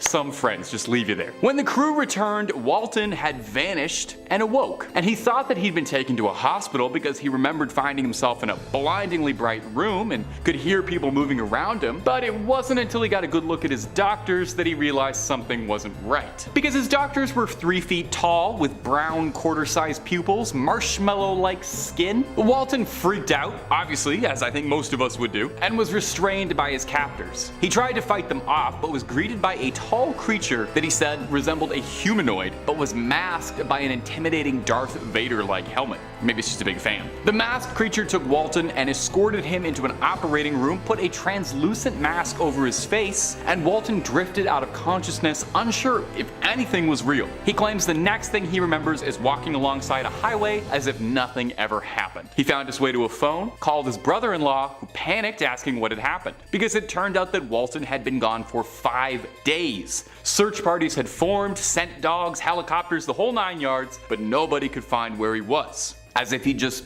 blinked out of existence. And then blinked right back. Travis swore what happened to him was a real abduction and has gone on the record many times, maintained his story since that fateful week in 1975 that he was telling the truth. And if you're listening to all that and you think that story sounds really interesting and they should make a movie about it, well, do I have a movie for you. It's called Fire in the Sky. It was in 1993. I haven't seen it, otherwise I'd give you more trivia, but I bet it's pretty good. And if you're looking for more trivia about horror movies that I have seen, well, you can watch the rest of this video, but you can also click through on Top 5 Scary, where we've got loads and loads of horror movie content and pretty much just anything scary you can think of. We got videos on aliens, ghouls, goblins, Frankensteins, true crimes, all of it. Hit subscribe, make sure you hit that little bell as well, but do that at the end of this video because I got 4 more movies coming up for you. Number 4, The Hills Have Eyes. Wes Craven is a master of horror and frequently was inspired by headlines, stories, and the world around him for his terrifying horror movies. Don't be too surprised if this isn't the only mention of Wes Craven on this list. Spoiler alert, it's not. Now, one of Craven's most iconic movies is the original Hills Have Eyes, a terrifying 1977 film about a family that becomes stranded in the Nevada desert and are savagely attacked by a group of brutal raiders who've got a real taste for human flesh. Now, the film was intended to be a commentary on how even in civilized parts of the world, humans can denigrate to unfathomable violence and cruelty, and was largely inspired by a folk tale of a clan of Scottish people eaters led by one Sawney Bean. The Bean clan lived up in Scotland sometime between the 1500s and the 1600s, and the family is thought to have killed hundreds of people in their time to cook and eat them. Now, there is no definitive, indisputable proof of the Bean clan existing, but several recounts and folklore have persisted about them, causing a good deal of historical speculation. Story goes that Sawney Bean was born to ditch diggers and left home with a vicious woman named Black Agnes Douglas, who shared his violent tendencies. They fell smitten with each other and in a true romance produced 6 daughters, 8 sons, 14 granddaughters, and 18 grandsons, with their clan descending rather rapidly into inbreeding. Hey, the family that eats people stays together. Sunday dinners are important. The Bean clan would lay careful ambushes at night to rob and kill individuals, where they would then bring the bodies back to their cave to dismember and pickle so they could save their leftovers for later. I don't know why, but that makes it worse for me. It's one thing to do that to a person, but to pickle their remains is just too far. After militias were rounded up to crack down on the cookout, eventually this gathered the attention of a king, thought to be James VI, who rounded up soldiers to clear out the Bean clan's cave.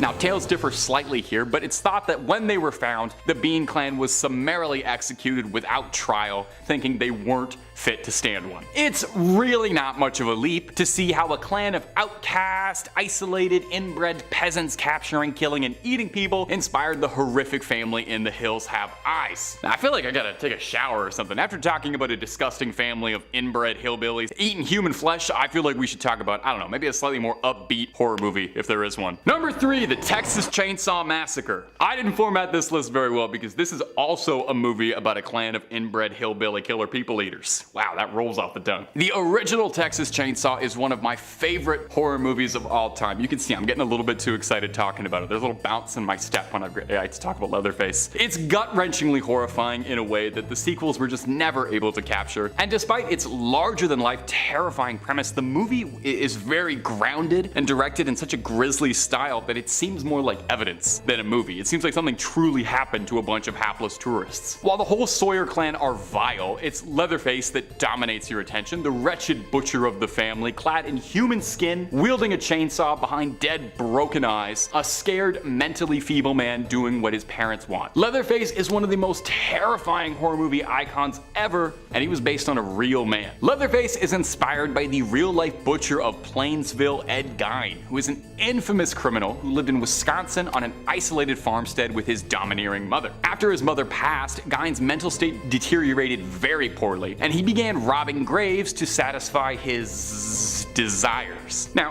Gein wasn't just a grave robber, he was a killer too, let's get that out of the way. He targeted women and he would use their remains to create horrific keepsakes. Gloves, masks, lampshades, clothing, all the things Leatherface and the Sawyer family decorate their home with, you could have found in Ed Gein's home. You can find pictures of these things, but I think I'm gonna give the editors a break. Throw a picture of a kitten or something up here, and if you're curious about it, you can search it on your own time. There are pictures out there. Perhaps most disgusting was his intent to create a woman's suit that he could climb inside of to wear another person's skin. And if that sounds familiar, it's not just Leatherface that Gein inspired. His horrific MO inspired Buffalo Bill from Silence of the Lambs and Norman Bates from Psycho, especially that relationship with a domineering mother. Authorities would discover Gein in 1957 and were shocked by the contents of his house. He was arrested and would spend the rest of his life in mental asylums and died in obscurity, but the legacy he left will shock people for decades after his passing. Number 2, Scream.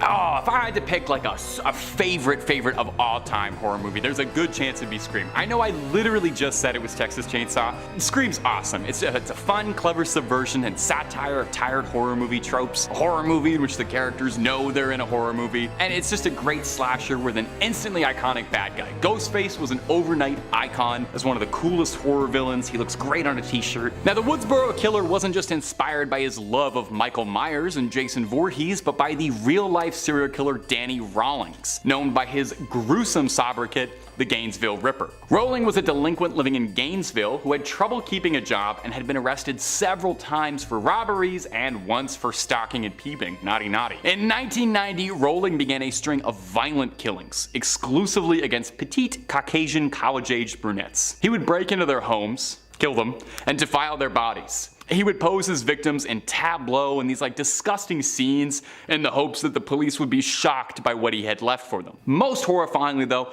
all of this happened in the span of a few days, shocking the college town. It wasn't until later when a killing in a different town of Shreveport gave authorities enough information to put together key details and evidence connecting Rowling to both crimes and apprehend him. He was arrested and put to death. On trial, he said his goal was superstardom and he wanted to be a celebrity like Ted Bundy. Screenwriter for Scream, Kevin Williamson, said that while hearing the news about the Gainesville Ripper, he looked around his house and noticed a window open in his home that he couldn't remember leaving open, instantly terrifying him and causing his imagination to run wild, thinking about a killer prowling around town on young college women seeking attention, treating it like a game. Now, while Ghostface might be kind of a fun horror movie icon, the real criminal behind him is downright horrifying. Coming in at the #1 spot today is going to be Borderland, which is a kind of unknown horror movie from 2007. You might not have heard of it. I'll throw the IMDb synopsis right here real quick. On a trip to a Mexican border town, 3 college friends stumble upon a human sacrifice cult. That's a classic premise for a horror movie, right? Sounds really scary. Tourists on vacation? Well, you already knew it because the context of this video, it was pulled from the headlines. Based on a horrific string of killings and ritualistic human sacrifice perpetrated by a satanic cult. The film is inspired and based around Adolfo Jesus Constanza, a Cuban-American criminal who was involved in the trade and led a cult in the 1980s. He was born in 1962 and operated primarily in Mexico and claimed he was a practicer of black magic. Constanzo's cult, the Narco-Satanists, engaged in all manner of horrific criminal activity, obviously including smuggling and human sacrifice. They believed that these rituals would grant them success and luck in their enterprises. Mark Kilroy was an American college student who on spring break was tragically abducted by this cult and subjected to unimaginable suffering for his brutal death. Kilroy was in the wrong place at the wrong time with a group of friends traveling to Matamoros, a border town across from Brownsville, Texas. Now Mark was young and athletic, which made him appealing to the cult that was seeking out these traits for their sacrifices. He was captured, taken to a remote ranch, killed ritualistically, and discovered in a mass grave alongside other victims. The case was shocking, and it's this horrific glimpse into the darkest recesses of reality that inspired the film Borderland, reminding us sometimes that we really can't write anything scarier than what humans get up to on their own. Kicking us off at number 5, we've got r/no sleep. If creepy stories are your jam, then this is the place to start. Creepypasta fans flock to this subreddit to read and write the next generation of scary online stories. As one of the better known freaky subreddits, No Sleep has over 1.4 million subs. After opening its doors about 10 years ago, it's become the premier destination for creatives and spook seekers alike. As the name implies, it's the classic read till 4 AM and then realize it's totally dark and you can't move site. If you want to fall down a rabbit hole of scary stories, this is the place to do it. You read one, and then another, and you keep going until your brain is 100% composed of scary internet stories. This, contrary to popular belief, is actually healthy. What makes No Sleep a special place for campfire story enthusiasts is the set of rules that make it a wonderful community. It's easy to dampen enthusiasm and discourage active posting if everyone's already crapping all over what's being written. So to keep the "this is so fake" crowd at bay, they have an overarching rule. Everything here is true, even if it's not. This makes for more fruitful discussion, keeps ideas flowing, and allows for more creative collaboration. No Sleep is full of well-known online horror gems like The Limping Woman, Search and Rescue, Mimicry, and more. Enjoy your insomnia. Coming in at number 4, we got r/paranormal. Now, if you've decided that fiction posing as reality isn't quite your speed, you can take a trip to the wild world of the paranormal. Investigators and enthusiasts alike gather here to swap tales of spectral encounters and really dig deep into the stories that others are telling. Unlike on No Sleep, skeptics and the totally reality-centric are encouraged to get to the bottom of each post. Nothing is off limits as long as it's relevant and paranormal related. Here, exorcisms and cursed objects are discussed with photos, videos, and written accounts to back them up. Recently, we talked about a cursed statue that first gained notoriety on r/paranormal, which is a primetime example of the kind of stuff to expect. Ghosts, ghouls, curses, cryptids, you name it. If it doesn't fit into the well-established version of reality that most folks subscribe to, you'll likely find it here. Connections between amateurs and experts are made here too. Folks experiencing their first real scare can come to seek advice on how to deal with it, or potentially on how to resolve any number of freaky happenings. And it's not all problems and solutions though. Some topics brought up on this board are actually unexplainable though, compounding the mystery and creep factor. Videos of objects moving when they really shouldn't, threads of crime scene cleanliness experiences, unexplainable security footage, and more await. A very popular, very unnerving category of posts is things kids said. You know, children with knowledge of things that they really can't explain. Past lives, ghost sightings, and more. That's the last thing anyone wants to hear. Portents of doom from innocent youngsters. Hopefully they're not possessed. Coming in at number 3, we've got r/unresolved mysteries. So less mystical and more mystery this time. This subreddit is dedicated to all sorts of unsolved disappearances, unexplainable crimes, unbelievable happenings, etc. If you've ever watched a true crime documentary with a bunch of loose ends, or read up on the many cold cases that are out there getting colder by the day, you'll know what this is all about. People leaving home and never coming back after being sighted outside a sketchy gas station. Families going on vacation and remaining away. Updates on famous criminals who have never been caught, the whole shebang. And while a great deal of mysteries involve missing people and conspiracies related to the functioning of well-moneyed celebrities, there are also some mysteries that are just plain strange. Prisoners who refuse to disclose their identity to anyone, remaining 100% anonymous. Investigations into the glitter industry. Trying to figure out why Corbin Blue's Wikipedia page is so well translated compared to other more bankable stars. A thread of Redditors who vanished after asking questions that may have hit a little too close to home. That last one is particularly worrisome, especially if you're interested in stuff like this. Speculation is encouraged and folks should be ready to bring in evidence and research if they want to push their narrative. It's stuff like this that opens up whole worlds that you may have never known about, and maybe after falling down the rabbit hole, wish you avoided. I think the scariest thing about Unresolved Mysteries though is the large number of amateur podcasts it inspires. Coming in at number 2, we've got r/let's not meet. Have you ever read the missed connections section of any publication? How many of those do you think ended well? And how many were posted by a creepy guy who thought he was getting somewhere before whoever he was pursuing ditched? Sometimes you might get a ghost world scenario, but how well did that work out for everyone? Not great. r/let's not meet is based on the concept of another similar subreddit called r/let's meet. Basically a giant online classified ad board where folks who are really into an interaction with an individual can try their hand at meeting a second time. Sometimes it's cute, sometimes it's desperate, and often it can get a little weird. The weirdest of the weird might make the leap into the dark side and end up on Let's Not Meet. This is the place to post tales of your creepiest real-life encounters with other people. Let's face it, people are weird and bad.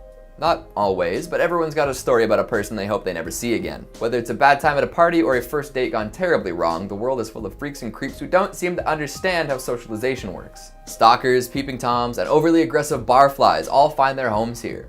And what makes it extra disturbing is the fact that people are told not to exaggerate. This is not a place to hone your story writing craft. Instead, it's a place to recount actual events as they happened, which, when you think about it, is much creepier than any scary story. Some of the most haunting stories involve people coming within inches of death. I've seen more than one post about someone being somewhere moments before disaster, running into killers moments before they take down their victim, seeing kidnappers and sexual predators scoping out targets, human traffickers canvassing for their next score. It's terrifying to consider how close we may all be to disaster when out and about.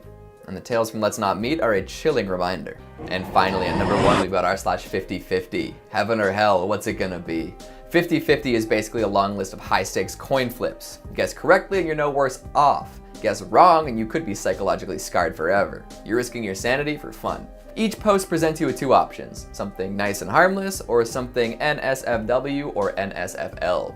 I didn't even realize there were tags for things not safe for life. Thank goodness though. Because some of the options on 50/50 are so gross, so repulsive that seeing them could cause permanent damage to a person's psyche. Secondary trauma is real, and if you're not ready, you could be having nightmares for years. Risking it all and running through a few of the posts became a popular pastime and even launched some content creators into the spotlight. Infamy is just as good as fame, right? Let's just take a look at some of the options you have while browsing 50/50, and you let me know whether you'd be willing to take that bet. Men getting eaten alive by shark versus men dancing with shark. A beautiful neighborhood versus man gets electrocuted until his head falls off the side of the roof. A Bob Ross painting versus a decomposing corpse. Wizard spider with his magic hat and mighty staff versus horribly infected spider bite. Honestly, the risk versus reward factor isn't enough for me. I feel like the only reward is the relief of not being exposed to something disturbing, but hey, some people live for the thrill, right? Coming in at 5, the Tinder date. Uploaded to r/no-sleep by Small Dog on Desk, great name. They explain their strange Tinder date that may have led to a stalking. I quote, "I think my Tinder date is stalking me. I swear. I don't know what to do because I can't prove it. I can smell him in my home. The putrid stench of grease and third world sewers, mixed with body odor. My apartment has absolutely reeked for days. I haven't gone in except to pick up clean clothes and drop off old ones. I first noticed the smell when I came back from our date,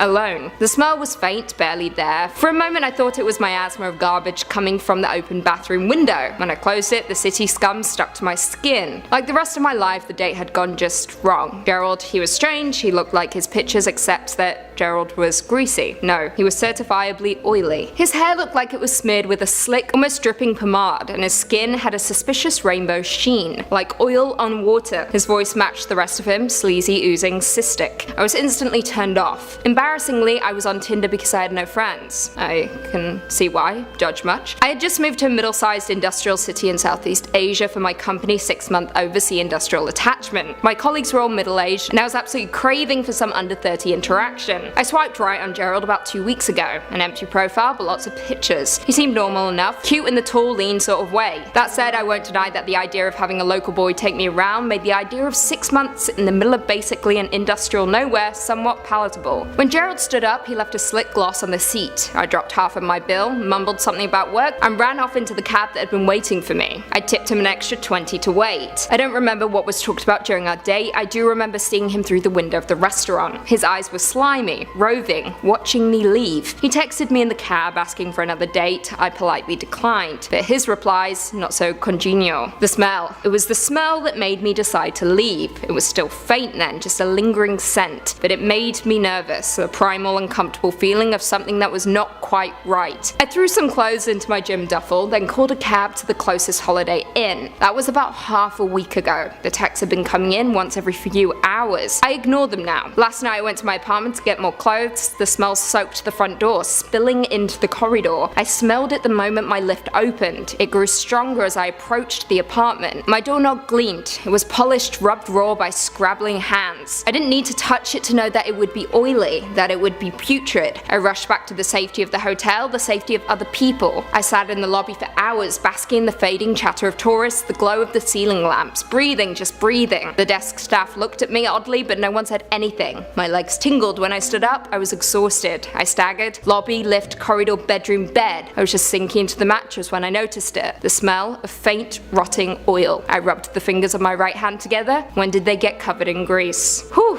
Okay, I'll say that the scariest part of this story initially was the girl's judgment. She tore in and she tore hard. Respect. However, the ending definitely gave me chills. Coming in at 4, the man in the apartment. Posted to r/no-sleep by Reality Subsides, they said, I quote, "There's a tiny man living in my apartment. He roams around when I'm there, moving from place to place, but I can never actually look at him. I'll see him out of the corner of my eye, sitting on a counter, kneeling on the floor, always looking at me, but as soon as my eyes start in his direction, turns out it was just a lamp or a shoe or a cup. He's just always in my peripheral vision. I didn't see him often when I first moved in. I'd occasionally notice a strange shape in the corner, but after looking over, would always pass it off as my imagination. It's my leaning backpack. It's just the garbage can. I tell myself that I was just tired or hungry or drunk. I never really thought about it, then I began to see him more and more often. He began to take shape, to be immediately recognizable. What used to be a vague black shape became something with color, definition, depth. What I used to be able to shrug off as nothing became something real, something ominous. He began to have a presence. I'd still look over, always with the same result, always trying to convince myself I was just seeing things. Eventually I couldn't ignore it anymore. There was something there, it wasn't my mind. He used to startle me, now he terrifies me. The innocent, silly realization of, oh, I thought that stack of newspapers was a person is gone. Now he's grown an anonymous presence, replaced with a heavy feeling of dread. I've started to see him always. He never leaves, he's always sitting there, in the shadows, in my peripheral vision, watching me. Sometimes I'll try to ignore him for long stretches of time. I won't look over at him. I won't acknowledge him. I'll just pretend I don't see him sitting over there, staring at me. I'll just go on about my business. This is when he began screaming. The first time it happened, I was sitting on my couch watching TV. I could see him in the corner, standing there, staring at me, but I tried to ignore him. I tried to drown him out with the television, turning it up louder and louder so it would capture my attention and make me forget about him. I'd still see he was there, but he'd stay in my periphery. I refused to look at him. I remember watching the show, his presence momentarily forgotten, when suddenly he was right next to me, like he instantaneously leapt forward. He was right next to me. I could feel him staring at me. He screamed, the loudest thing I've ever heard, deafening and mind-consuming. I jumped and reflexively looked over, but it was just my jacket draped on the armrest of the couch, vaguely resembling the shape of a person. Heart pounding, I tried to return to the TV, but I could still see him there, standing in the corner, watching me. Well,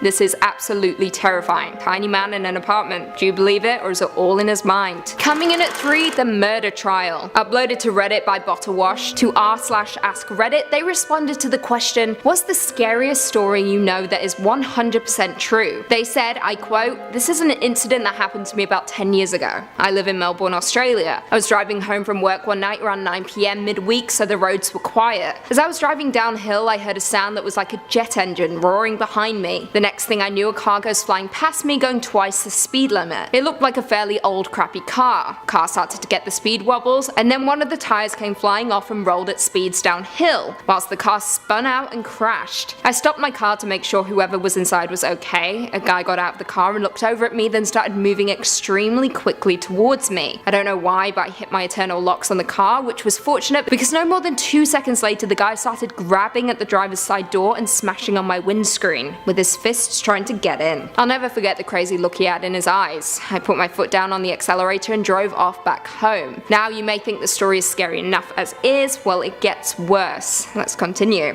They go on to say, I decided to swap cars once I got home and drove back to see what was going on. I saw 2 fire trucks and about 4 police close to where the incident happened. When I got back to the crash site, the guy was no longer there, so I decided to head home. The next day at work I was online bored reading the news when I found an article that shocked me. The article was about a guy who had been in a police chase for 1 hour and the police stopped chasing him because it was becoming too dangerous. Turns out the guy was high on meth, had stolen a car an hour drive away, and had been in a hot pursuit since. After crashing the car, the guy apparently crossed to the other side of the road and hailed the first car that appeared, which was a taxi. He got into the taxi and stole it. In the process, he pushed the driver out of the driver's side door and the driver got stuck and dragged at speeds. The driver died from the incident. I called the police and had a detective assigned to me. He fingerprint checked my car and got a statement. I had to testify in the Supreme Court as a key witness in a murder trial. The guy got 30 years and they told me that my testimony was one of the main factors in convicting him. Whoa, how terrifying is that? Remember, always lock your doors, you never know who you might come across down a quiet road. Coming in at 2, Grandma's light is always on. Uploaded to r/nosleep by Saint Entropy, they said, I quote, in one corner of my grandma's living room stood a lamp that was always never turned off. She would change the bulb every week like clockwork, waiting until the afternoon sunlight poured through the windows and filled the room. Even then she hurried, holding her breath until the deed was done and the lamp was back on. I would ask her about it once in a while. Each time she would smile softly, tussle my hair and promptly change the subject. I didn't learn the truth until I was 13, the first time I turned off the lamp. I just wanted to see what would happen. Grandma screamed when she walked into the darkened living room, a plate of cookies falling from her hands and crashing to the floor. I could hear her praying under her breath as she raced to turn the light back on. Tears were shining in her eyes when she turned to me, her lips pressed thin. Without warning, she slapped me hard across the face. She gathered me up in her arms and begged for forgiveness. She then finally told me about the lamp. It was a ghost light, she said. Ever since she and my grandpa had bought the house back when they first arrived in America, the spirits of the dead had plagued her. She ended up asking grandpa for help. It was he who had first lit the ghost light, and as long as that beacon burned through the darkness, she had never seen another spirit. Something woke me later that night. I lay in bed listening to the darkness until I heard scratching coming from the living room. Rats were the last thing I wanted to deal with at the moment. I rolled over with a groan, determined to ignore it until the morning. The scratching continued, constantly jerking me from the edge of sleep. I threw the blankets off and stormed out into the hall. I didn't bother turning on the lights as I made my way to the living room. I knew every inch of the house and I moved confidently through it. I was furious at having been woken and my anger was ill prepared for what I found. An elderly woman was crouched in the corner, her gaunt back to me. She was scratching at the floor where the walls met, stopping every few minutes to cock her head. I had no idea how this woman had gotten into my house, and though it was obvious she needed help, my hand shook as I reached reached out to gently squeeze her shoulder. I meant to ask where she lived, who her caretaker was, but the words were driven from my mind when she turned and I saw her face. Her eyes were solid black, bottomless pits that didn't reflect the moonlight. Her jaw hung impossibly open, unhinged, and the dark tunnel of her mouth spiraled down into her throat. I had a moment to realize who she was, to recognize the familiar map of wrinkles in her face, the curls of her wispy hair. Then my grandma screamed, I shrieked, stumbling backwards away from the nightmare in the corner. My arms flailed in the air, reaching for the nearest lamp, and my hands touched the ghost light. I yanked the chain, filling the room with light, and she was gone. I never turned off the ghost light after that. After letting the bulb burn out one evening, I began changing it every week just as grandma had. Eventually I got married, and luckily for me, my wife was tolerant of my strange fixation on the lamp. The light continued to burn, and I lived my life happily enough. Ooh,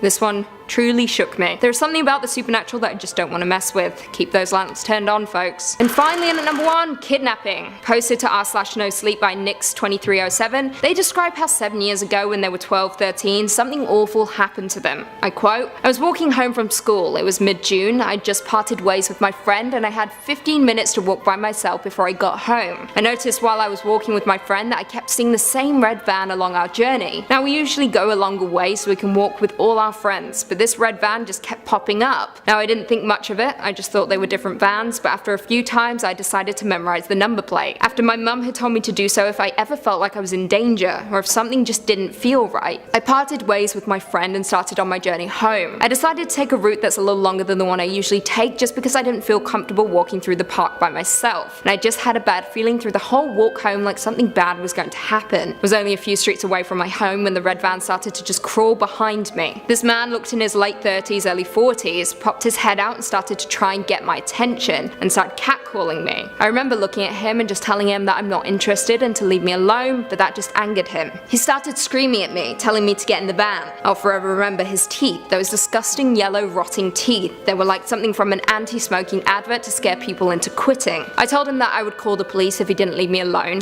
He proceeded to laugh in my face. He sped off a little forwards and parked the van, and he was waiting for me to walk past. I crossed the road and started running, trying to lose the man. Just when I thought I lost him, there he was, pulling up next to me. The sliding doors on the side of the car opened and there was another man there trying to grab me and pull me in. I screamed like there was no tomorrow. The man managed to grab my shoulder and I just bit him until I could taste blood. The man let go of me and I ran for my life. I jumped in the bush and hid. I waited until I didn't see the van for at least 30 minutes before I ran home. As soon as I got in, my parents started questioning me. I broke down crying and told them everything. They called the police and I gave them my statement, but nothing ever came of it. I refused to walk home until I turned 16. This is absolutely terrifying. There is nothing more horrible than a child getting abducted. Thank God she reacted the way she did. Stay safe out there, kids. Kicking off at number 5, the recurring dream. And this story from Reddit user Just Another Gamer is a visceral and horrifying reminder that lingering in the deep recesses of the human mind are some truly perplexing chemical reactions that we can't even begin to comprehend. Have you ever had a recurring dream? Ever thought, what the hell is this all about? What does it mean? Wow, yeah, this person is still asking the same question. As the story goes, Just Another Gamer is an avid cave diver, and since about the age of 6, they explored the unknown caverns across Florida. When they were around 7 or 8 years old, they started to have a strange recurring dream. In the dream,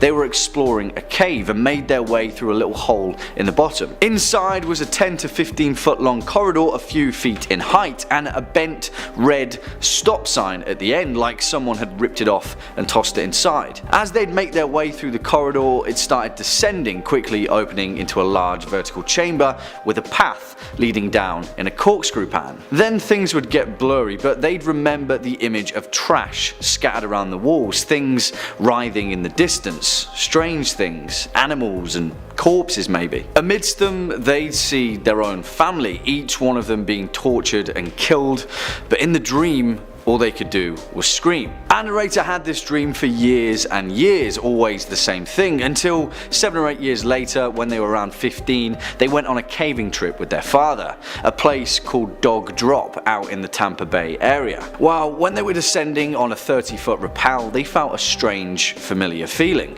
When they reached the bottom and looked up, they saw the exact same corridor from their dream. The same strange clutters of trash against the wall, the same red stop sign. Instantly, they were hit with this overwhelming sense of nausea and primal fear.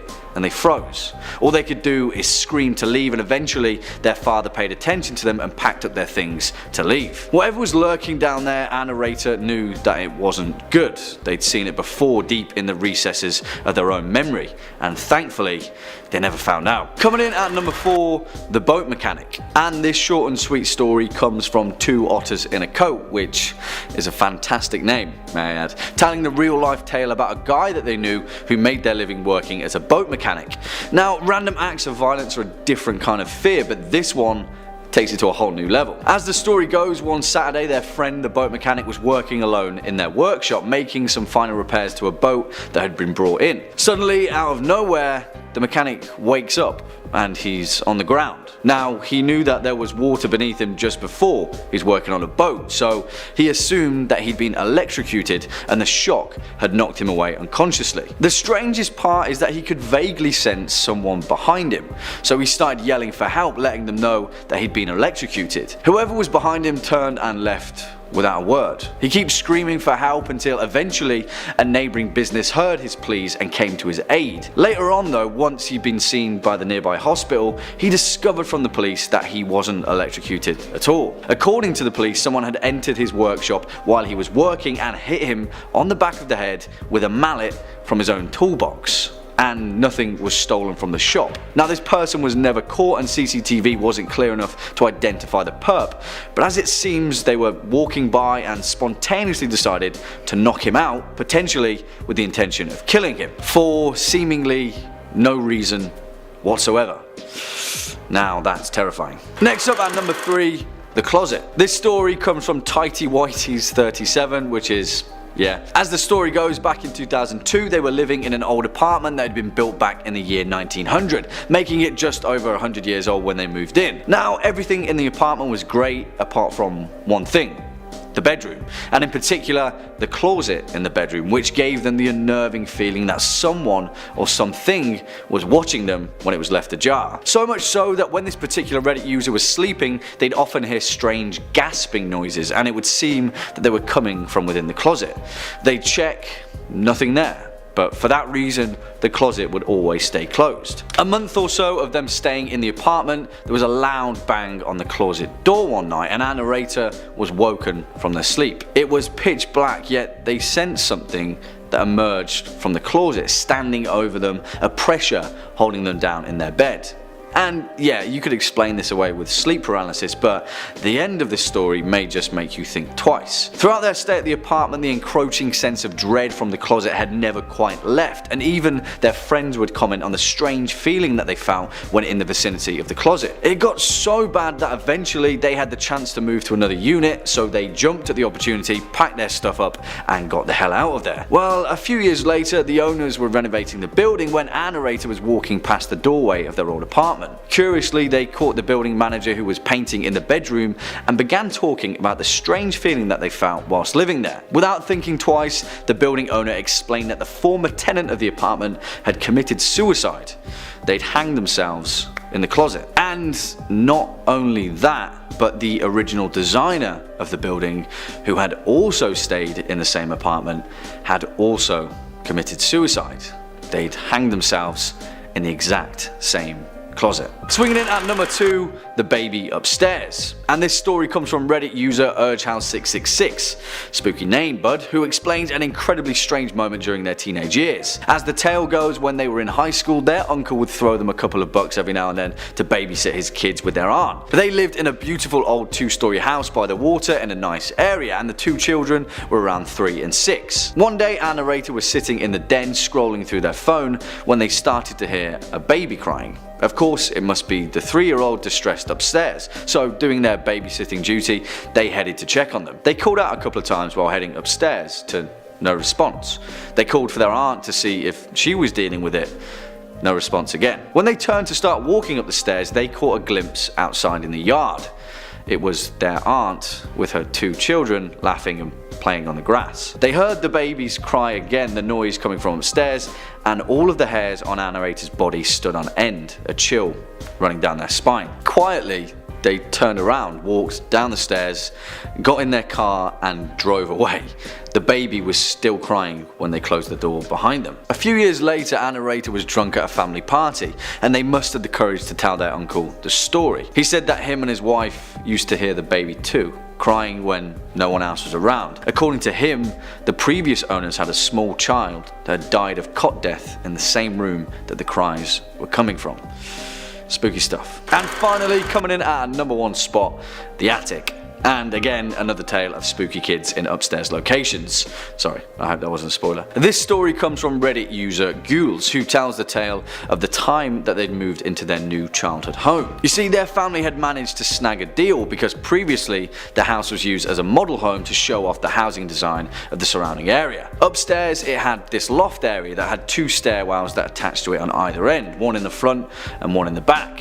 You could pretty much hear everything from up there as it was so open. Anyway, one day a narrator and their 2 friends, a guy and a girl, were hanging out in the loft.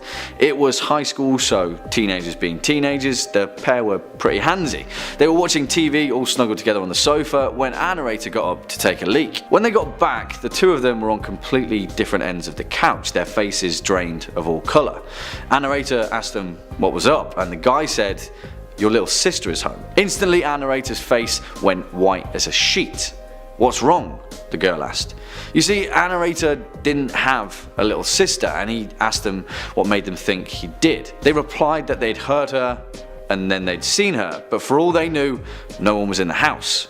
To this day, a narrator's 2 best friends swear that they heard a little girl laugh and run up the stairs, hitting her hand on each step like she was running up on all 4s, like kids do. As it turned out, before it was a model home, a family had lived there and their young daughter had been playing upstairs in the loft. She'd climbed a railing, slipped and fell to her death, and no one thought to mention that fact when they were flipping the house. No wonder they got such a good deal. Number 5. Our first story, and not to give away too much of the plot here, but a lot of the other stories, came from a Reddit thread positing the question, what's your scariest Home Alone story? There were many good ones, but the literal top comment was this by Killer or Angel. It was an average night around 9 p.m. Me and my cousin are at his house and I'm sitting for the night while my mom and aunt are shopping and my dad and uncle are at the movies. We're just sitting there feeling strange. Something was wrong, but I couldn't really put my finger on it. I got up and walked to the back door to lock it. When I came back, I saw what was causing that weird feeling. In the window, there was a decrepit and homeless looking man just staring into the window looking at us. My protector instincts turned on. I pretended I didn't see the guy, and I told my cousin it was time to go to bed because it was too late. I took him upstairs knowing damn well there was a man outside that wanted in. Now at the time, I was 5'8" and only about 125 pounds. I did play football at school though. If I remember correctly, I went downstairs to grab a meat tenderizer and I turned back to the window. He wasn't there. I ran to the front door and made sure it was locked, and then I ran back upstairs and went to my cousin and sat down in front of the door. He asked me what was happening, and I told him it was nothing to worry about, that he should just get some sleep. I called the cops and then my dad. The cops said they were half an hour away and my dad was 45 minutes away. I heard a window shatter and the sound of boots. I told my cousin to stay completely silent and hide under the blankets. It was horrifying. I grabbed the tenderizer and waited. About 5 minutes passed and I hear the boots walk upstairs. I heard him opening the doors to my aunt and uncle's bedroom, then the bathroom. I heard him make his way to the basement. After what felt like forever, the cops burst in, kicking the door in, and got the guy. Turned out, he was an escapee from a mental hospital a full province away. That's literally like the plotline to a horror movie. Absolutely terrifying, but good on him for having that big cousin instinct and making sure that the cousin was safe. And if you're looking for more freaky stories in this sort of vein, Top 5 Scary has all of that and then some. If you want something else a little spicier than scary stories, we got aliens, cryptids, conspiracies, true crime, anything freaky, we've done a video or 2 on. So hit subscribe, please hit that little bell so you don't miss a scream. But would you kindly do that at the end of this video, because I got 4 more scary Home Alone stories coming up for you right now. Number 4. It's another post from this same thread asking about people's scary Home Alone stories. This one very likely is going to have you locking the door tight and probably spending the night with the blankets pulled all the way up to your eyes. I had just moved into my first apartment. It was around 8:30 p.m. and I heard the doorknob moving like somebody was putting a key in it and turning and knocking. At first, I got pretty excited that my at the time boyfriend was home, but then I realized that it was too early in the day. He usually came home nearer to 11 and it was only 8:30 still. So I looked outside at the kitchen window and I didn't see his car or anyone's car that I recognized parked outside, and that's when I started to panic. The doorknob kept moving for a few more seconds and then stopped. A few minutes later, they had some piece of metal that they were sticking between the door to try and open the door. I freaked out, and I locked myself in the bathroom. I grabbed a blade from the kitchen to try and protect myself. I called the cops. Whatever was on the other end was trying to pry the bathroom door open for about 3 full minutes before they stopped. Interrupting the story a bit, can you even imagine how horrifying that would be? 3 minutes locked in your bathroom waiting for the boys in blue to arrive while someone's clawing at your door? This person is braver than I. For context, this video has been about 4 minutes up to this point. Imagine the entire video you just watched, but you're petrified and shaking in a bathroom. Anyway, back to the story. Eventually the cops came in and they found an elderly man roaming my apartment with a crowbar. He used to live in my apartment and he wanted a bunch of stuff back that we took when we moved in. Police told me he was delusional. I'm so thankful and glad I didn't answer to the door. To this day, my heart still skips a beat when someone knocks on my door. And mine too. I don't think I'm opening my door for strangers anytime soon. Number 3. I was home alone and my parents were out of town. We just moved into the house, so there was an empty lot next to the house with a half-built house on it. My parents were the types to always leave the door unlocked. While they were gone, I was watching TV when all of a sudden, the door that leads into my garage from the inside starts to wiggle. I put my TV on mute to listen and I see it move this time. I start freaking out and I'm kind of in shock looking for the phone. I can't find the house phone, so I search for my cell. I remembered I left my charger in my parents' car, so now I am frantically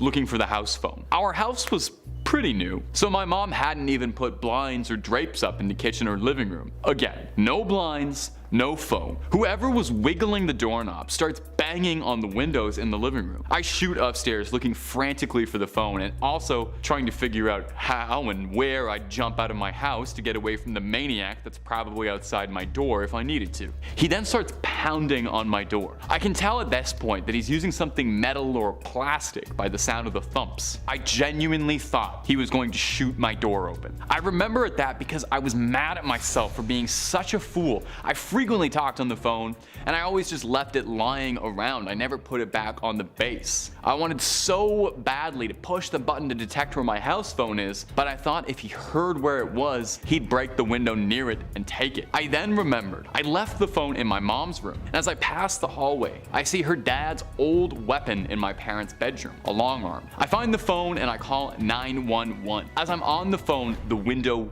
breaks. I'm upstairs and I am scared to death, and suddenly everything goes silent. I'm waiting in my parents' bedroom. Pitch black closet for what seems like eternity. I hear the sirens. Cops show up, but there's no one to be found. I figured they hadn't gone too far since the incident had just occurred, but the cops never found my tormentor. On the plus side, the company that built the house next to us hired overnight security for the house, which was definitely refreshing. Number 2. In fall 2016, I moved into half of a really old house. It was built in the 1880s, a stone's throw from the original campus of Indiana State, which is now a park filled with homeless people. The owners basically turned it into a weird duplex kind of deal. Anyway, the layout of this house was pretty weird. You walked in the door and you were in a living room type space, and then you kept walking and there was a doorway to a bedroom, and past that was the kitchen. No doors. Only door inside the apartment was to the bathroom and one that led to the shared basement. This is a terrible living situation, may I say.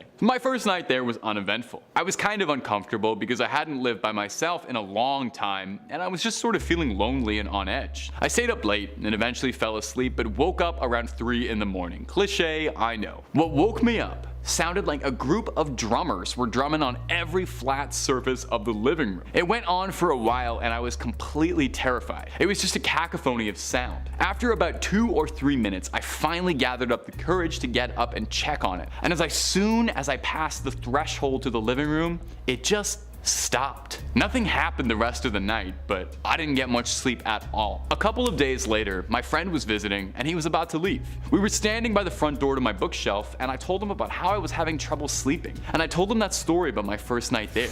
As I was saying this, a book threw itself off the bookshelf and onto the floor 3 feet away. It had to fly past the dresser the shelf was perched and landed between the two of us. He just gave me a creeped out look and said, "I have to go." And I don't blame him. Eventually, I asked the guy in the other half of the apartment what was up, as he'd lived there for 8 years. He told me that no one stayed longer than a year and they all reported the same stuff. For whatever reason, he said nothing ever happened on his side. Doesn't make sense, but there it is. And sometimes, you just don't get the answers, and that's way scarier. And number 1, do you remember your first job? Mine was a newspaper route, maybe yours was like a grocery store clerk or a babysitter. This next tale is a tale of babysitting gone deeply wrong. Perhaps one of the most infamous home invasion stories in American history is the babysitter killings in 1978. Lauren Strode was a young woman looking to take on a bit of responsibility and earn some spare pocket cash for the upcoming summer. She and her friends had a bit of a sitters club. On October 31st, 1978, Strode was looking after Tommy Doyle, a neighborhood boy while his parents were out, alongside friends Ann Brackett and Linda Vanderclough looking after one Lindsay Wallace. It seemed like it would be a fun night like any other in a sleepy town. Unfortunately, unbeknownst to the girls, earlier that week a mental patient from Smith's Grove Sanitarium nearby had escaped containment and was on the loose and suspected to be around the Haddonfield area. A quiet investigation being led by Sheriff Brackett, Ann's father, and a psychiatrist at Smith's Grove was underway to try and apprehend the patient, who had been incarcerated after killing his sister years ago in a fit of unprecedented, terrifying violence. The patient had disguised himself and was stalking the streets of Haddonfield and had come across Strode out of a psychotic obsession. He stalked the girl for days until eventually making his move, and then proceeded to invade the home of Linda Vanderclough and strangled her alongside boyfriend Bobby Sims. Strode protected the youth she was looking after, and thankfully both Tommy Doyle and Lindsay Wallace were not harmed in any way, and boldly attacked the invader with a knitting needle, subduing him long enough for authorities to arrive, where he was apprehended and returned to Smith's Grove Sanitarium, where he remained for 40 years. Strode remained in Haddonfield, where she lives quietly and would prefer not to be disturbed, looking after her daughter and granddaughter, and does not celebrate Halloween much anymore. Coming in at number 5, we've got the Black Shuck. This unbelievable creature is no fairy dog, that's for sure, although those aren't anything to laugh about either. This is the true terror dog, the brutal, big, bad boy.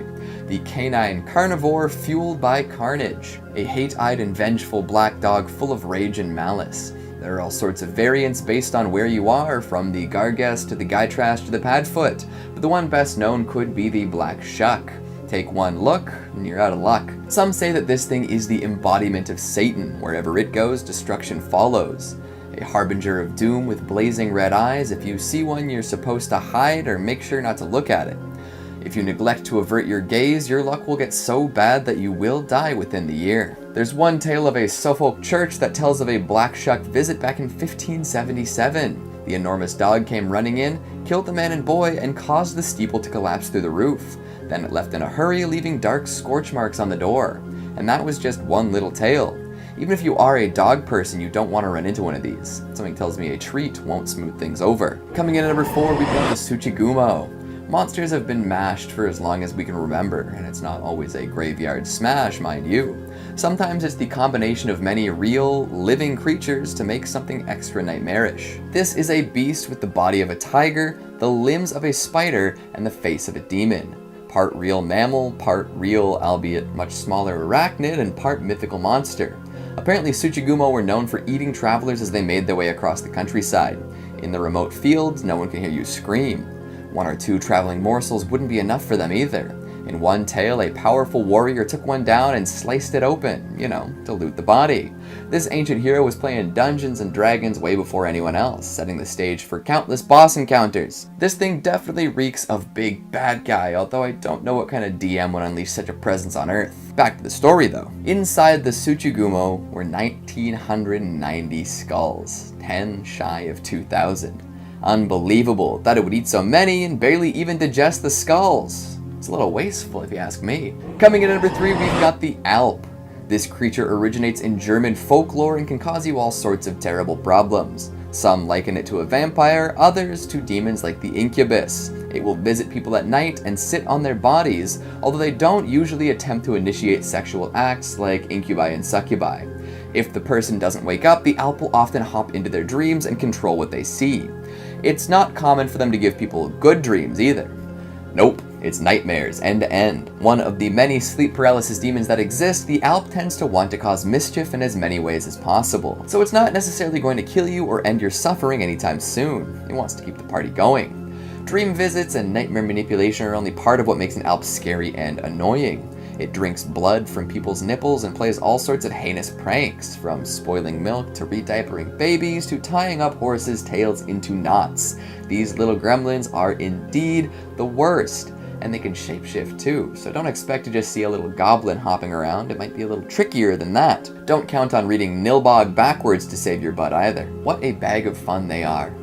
Coming in at number 2, we've got the Jormungand. This giant snake lives in the ocean surrounding Midgard. It is so large that it encompasses the entire world and then eats its own tail. As I previously mentioned, it's the sibling of Fenrir, which is kind of odd considering that one is a wolf and one is a snake, but hey, Loki definitely got around. Jormungand is famous for its rivalry with Thor. The two would engage in many legendary battles over the years. One of said tales has Thor fishing in the sea for the serpent. He snags it and starts pulling. As it gets closer to the surface, the giant Mir becomes terrified. He sees Jormungand dribbling blood and poison and decides to cut the line, sending the snake back down into the depths. Thor was not happy about this development. Later on, of course, the two meet during Ragnarok. One telltale sign that Ragnarok is coming is the violent unrest of the seas. This happens because our slippery pal here has released his tail from his mouth and begins to flop onto land. Once this happens, it will spit poison to fill half the earth. The snake and the god do battle, with Thor emerging victorious but then succumbing to poison. Lose, fellas, that's not how we wanted this to go. Another fun fact about this gigantic serpent is that continental Germans used to attribute earthquakes to its movements, which is especially terrifying in context. Imagine you're a German peasant and an earthquake rolls through. Your house, rubble, your wife pancaked, your crops shaken, not stirred. And what explanation do you have? Oh, a snake bigger than anything you could ever imagine. Cool. Good. Glad to know that there's something just slithering around beneath us and could surface at any moment. Definitely not living the rest of my peasant life in crippling fear. And at number 1, we've got Balor. When your people have an eternal, mythological, supernaturally powerful enemy, life can be rough. Dealing with the leader of said eternal, mythological, supernatural group of entities can be really hard, and that's what Balor is. Leader of the Fomorians and a malevolent force beyond comprehension, this enormous eyeball has been described in myths and legends passed down from the first Celtic settlers. This demonic tribe constantly showed up, bringing the deadliest of natural forces along to cause doom and destruction all throughout Ireland. Plenty of battles were fought between these demons and the folks who just wanted to keep existing, but the deadliest of all is Balor. A gigantic fiend with strength beyond measure, Balor was a sight to behold. However, you didn't want to look directly at him. He had an enormous eyeball, rumored to be poisonous, that would turn the tide of any skirmish. It was so big, in fact, that it required a team of servants to manually open and close it. Anyone who he pointed said humongous eyeball at would perish, and this became a keystone weapon in the Fomorian arsenal. For ages, these demons dominated the Celtic settlers, forcing them back and preventing them from truly taking hold of the land. However, there was a prophecy that did not bode well for the demonic tribe. Apparently, his grandson would one day strike him down and dethrone the Fomorians in one decisive blow. This giant eye did everything that it could to prevent this from happening though. Hiding his daughter away to prevent her from ever bearing children, Balor was careful not to let any grandchildren make it onto the scene. However, a priestess managed to sneak a human hero into her quarters, and this man seduced the woman, resulting in triplets, only one of which survived. And wouldn't you know it, the surviving sibling grew up to be the heroic Lu Lamfada. Lu was an ace with the good old slingshot and managed to get his granddad right in the eye. There's something about slingshots and giant eyeballs in mythology, eh? This bullseye was enough to down the legendary giant, forcing the rest of the Fomorians back into the sea, finally freeing the humans from years of terror. We haven't heard much from them since, so maybe they're waiting for another leader with a power as strong as the poisonous eye. But in the meantime, things seem to be pretty good in Ireland, you know.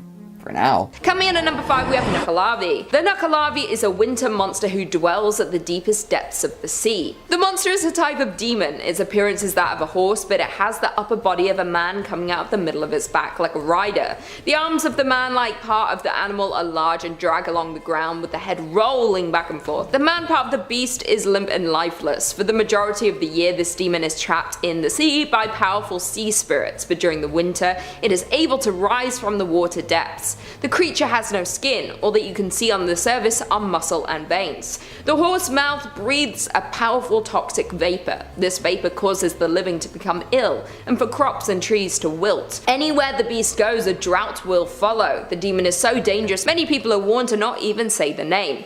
If it was to be mentioned, it was to be in hushed tones, followed by a prayer to protect you from the beast finding you. Well, I wish I knew that before I was saying its name at the beginning of this number. Some say the creature is responsible for all the great plagues and when people are having trouble with their livestock or harvest. If you were to see the creature, it would begin to pursue you. Once you have looked at it, there is no escape. It will be relentless in its pursuit of you. It does, however, have one weakness. As a creature of the sea and of sickness, it is unable to stand on or cross fresh water. The only escape is to find and immerse yourself in fresh water, so it has no way to reach you. Once you have done this, it should give up its pursuit. Coming in at number 4, we have Yacumama. Yacumama is a Japanese spirit. She is a deadly monster, also referred to as Snow Woman. It is believed that she was once a beautiful young woman who was traveling in winter. She was hit by a heavy snowstorm and perished. It is said she now brings storms and freezing temperatures with her. There have been many different stories of people having interactions with her spirit. Some say she appears to travelers to lead them astray. She offers to guide them through the storm to safety, but then leads them deeper into the storm so they pass away due to the extreme exposure to the cold. Others have seen her with a child in her arms, known as Yukinko. The child wears a straw snow cloak that is traditional in Japan. Yacumama will freeze anyone who attempts to take the child from her. Sometimes she even goes into people's homes. She will burst open the doors and open the windows. She'll bring the storm into their home to freeze them in their sleep. The reasons for her attacks are unknown. Some say there is no reason, that her actions are random. Others think she is not aware of her actions. She was simply cursed by the storm that took her life. There is currently no way to escape from the Snow Woman. There are stories of her showing mercy and sparing people, but why she does this we don't know. The best way to stay safe from her is to avoid any extreme weather conditions during winter, or you might just get to meet her yourself. Coming in at number 3, we have Chenu. Chenu bears some similarities to the Wendigo. It comes from the Wabanti tribes of the northeast of the US. The thing that many people find terrifying about the Chenu is that it was once human. A Chenu is created when a human being commits cannibalism, or if they refuse to help feed someone who is starving. This then causes the human heart to freeze and turn to pure ice. Once this happens, they begin to change into the Chenu. Chenus are giant compared to their original form. Once transformed, they look like a wolf-like man with chunk of flesh missing from their body where they have eaten parts of their own flesh. It will often camouflage itself to blend in with its environment in the forest. It will stick fallen branches and leaves to its flesh. Their home is in the mountains of the far icy north. They will only venture down to the forest when hungry. They'll often come across unsuspecting campers or lost hikers. They take many lives during the winter due to tourists visiting for the ski season. Once someone has been turned into the Chenu, there is still hope for them. There is a special medicine known only to the local tribes. If they drink it, they will vomit up the heart of the ice, and of anyone they may have consumed, and they will turn back into a man. The only other way to stop a Chenu is to trap them. Often it's impossible to save the person they once were, as they rescue to drink the medicine once transformed. They are powerful and angry creatures. They can be almost unstoppable if you had to face them in combat. Once being human means they have the same intelligence as we do and cannot be tricked like you might be able to other beasts. The tribes often told the story of the Chenu during winter when food was hard to find and they would often not have enough to go around. It was to deter them from turning to cannibalism to survive. Fair enough, just don't eat people. Coming in at number 2, we have Ijak. The Ijak is a powerful spirit. The story goes that they were created when they wandered too far north. They went to the coldest northern point they could reach. They say that they ended up getting caught between life and death. While they were trapped within this void, they became a shapeshifter. Having crossed the veil of the living, they were able to bend it to their will. The only thing that the shapeshifter cannot change is their blood red eyes. This is the only indicator that the person is an imposter who has changed into their current form. It's true form looks like any usual person until you see its face. Its eyes and mouth are sideways. It's said that if you were to look at it directly it will disappear, but people have seen it from the corner of their eyes and have been able to create a description from this. It is said that they target unsuspecting travelers. They will disorient them so that even if their destination was in sight, they would become lost and led far away from the path they were on. It is said they would often create and live in colonies together and will confuse those who track them down to stop anyone from entering their territory. Sometimes, however, when they choose, the living does enter that realm. They will drag the living to the realm of the undead. Many people will have had an experience with these beings and never knew it. They leave you stranded with memory loss. You will suddenly feel lost, unable to remember where you were heading in the first place. Do you think you have met one before? I probably have. I've been around. And finally, in at number 1 we have Yeti. The Yeti, or abominable snowman, is probably the first thing that you will think of when it comes to frozen creatures. Mentioned a lot in popular culture, the Yeti had quite a name for itself. Although many say that it doesn't exist, there have been many times when it's caught on camera. The creature is tall, is an ape-like being. It comes from the Himalayas in Nepal. It's covered in soft white hair, like fresh snow, as to blend in with its environment. It is known to attack if humans come across its habitat, or even wonders to local towns. The old tribes of the area used to worship the Yeti as a spirit of nature protecting the mountains. The creature is terrifying to encounter with large teeth and claws. While stood up, it towers over all the animals and humans. In the 20th century, there were many reported sightings of the creature. People were increasingly making attempts to scale the mountains to catch a sight of the Yeti. People found strange tracks or saw the creature from afar. One team even brought back hairs they claimed belonged to the animal that they had found on their investigation of the mountain.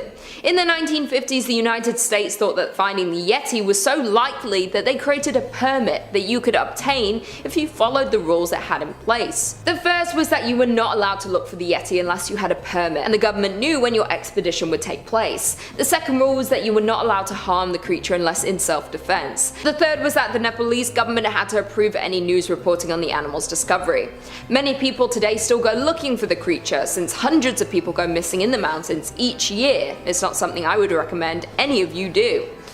I mean, they could just be going missing because it's cold. Kicking us off in 5th place, we have the creatures of Utah Lake. Allegedly around 14 feet deep, the lake has been home to many a mysterious drowning or disappearance over the years, with numerous planes and boats rumored to be littering its depths. The creature of Utah's Bear Lake is the most well-known tale of the local unknown water cryptids. The local surrounding Native American tribes, Shoshone, Ute, and Bannock, were the first to speak about this creature. It was described as a giant serpent, or dragon-like beast, that would capture and carry away any and all that dare swim in the lake. Okay, I won't swim there. In the early 1860s, Mormon settlers began to see these creatures. S.M. Johnson claimed to have seen something akin to a downed carcass floating in the water. He described it as having cluster-like ears the size of teacups, and it could spurt geysers of water from its nose. So a weird-looking whale? I'm trying to picture it.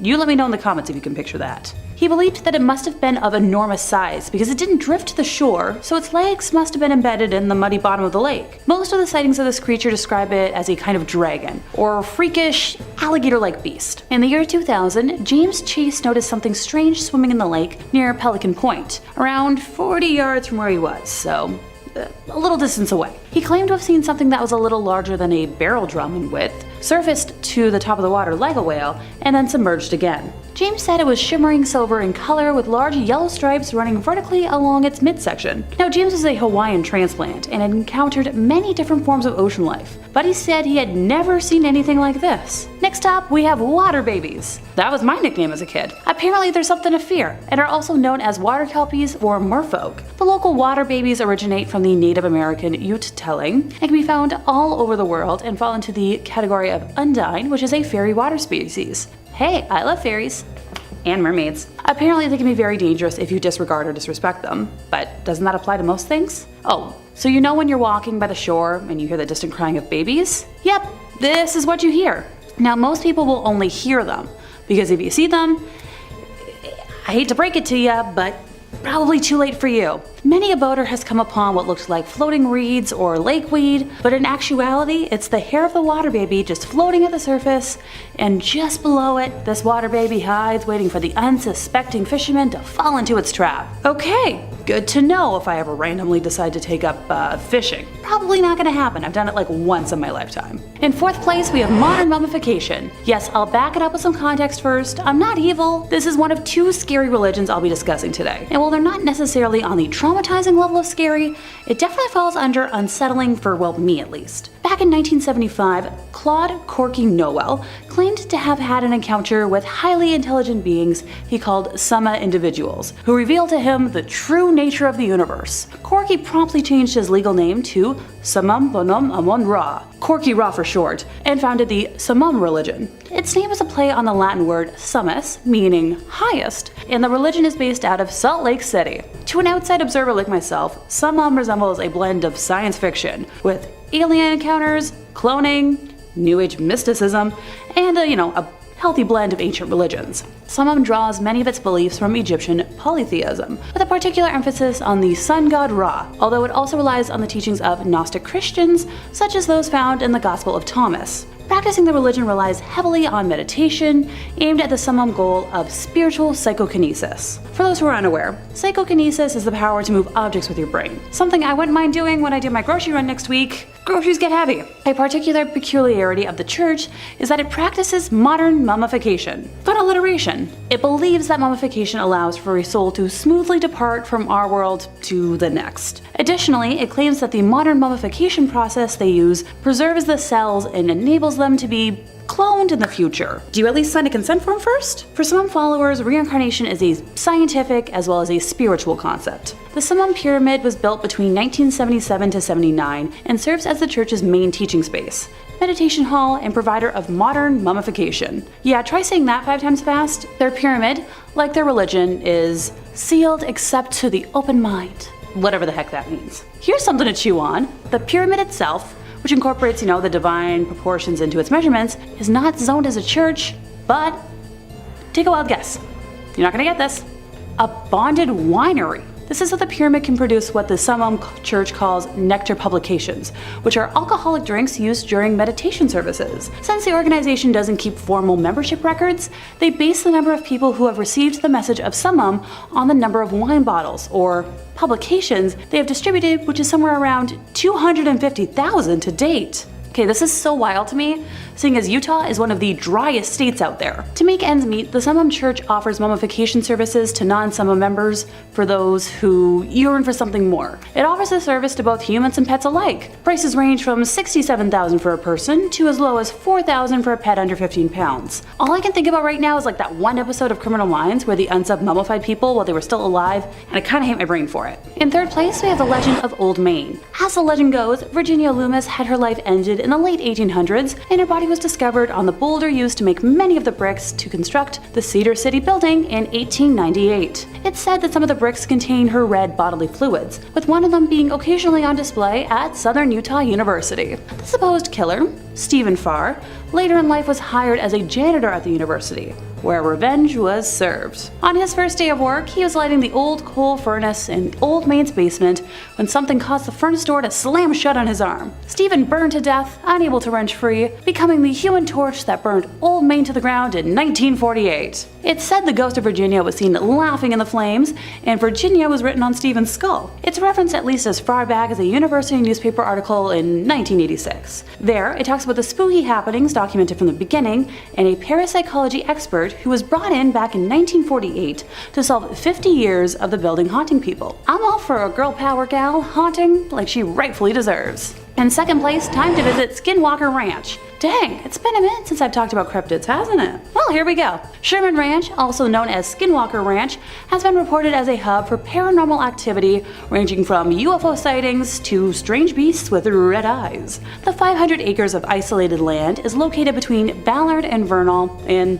Utah. The Sherman family acquired the ranch in the 1990s, but Native American myths of skinwalkers, witches with the ability to shapeshift into various animals, have haunted the region for centuries. Before the Sherman family inhabited the ranch, the spot was known as UFO Alley, and the Desert News reported in 1978 that nearby residents had spotted a dome-shaped UFO over the ranch that was surrounded by a glowing green light. Now, the supernatural activity didn't end when the Sherman family inhabited the ranch. The family reported doorways of light appearing in the midair, cattle that vanished, animals mutilated on the property, crop circle-like patterns in the surrounding fields, unidentified flying objects or orbs, and invisible objects emitting destructive magnetic fields. While investigating the disappearance of cattle, one man reportedly saw a large beast, like a wolf but larger, and cattle near the ranch. The man fired a tiny kaboom at the creature that hit its intended target, but the creature didn't slow down and appeared to escape unscathed. Well, if I ever find myself in Utah for some weird reason, I know where to visit. In first place, we have the Kingston Group Cult. This is sadly the one entry on today's list that's more horrifying from icky stuff instead of, spooky stuff. So if you want to jump over to the conclusion for ooky spooky creepy instead of yikes, feel free to do so now. I'll meet you there. For those who feel like they can endure listening to this, here goes. In 2022, the Kingston Group was on the receiving end of a lawsuit from former members that alleged years of unpaid labor, people selling, and icky non-consensual sexual stuff. The sex ex-members claim that it's largely through illegal marriage practices that the group is able to unlawfully make women and their offspring religious martyrs and traffic them for sexual and labor purposes. The lawsuit contains explicit details of how Kingston Group leaders allegedly arrange incestuous and sometimes way too young marriages between youngins and adult men with exalted status to produce hundreds of future followers. The suit alleges episodes of forced insemination aimed at forcing pregnancy and teaching elementary school attendees about plural marriage. 9 of the plaintiffs claim that the Kingston Group made them begin working during their elementary or preschool days, through their late teenage years, never receiving a paycheck. In her complaint, Amanda Ray Grant claimed she was assigned to work in her early teens at Advanced Copy, where wedding announcements and invitations were printed because, wedding pictures of incestuous or plural marriages can't be printed at Walmart. Another plaintiff, Jeremy Roberts, says he started working 4 hours a day, year-round, at a farm run by the order when he was in the higher single digits of age, and by the time he was in the lower double digits, he was working 12-hour shifts at a mine that the order ran. While the Kingston Group, founded in 1935, is not affiliated with the infamous FLDS, members practice a fundamentalist version of Mormonism that involves, polygamy. Members are primarily born into the organization, whose leader Paul Eden Kingston is known as the Man in the Watchtower. The lawsuit explains how the birth certificates of multiple plaintiffs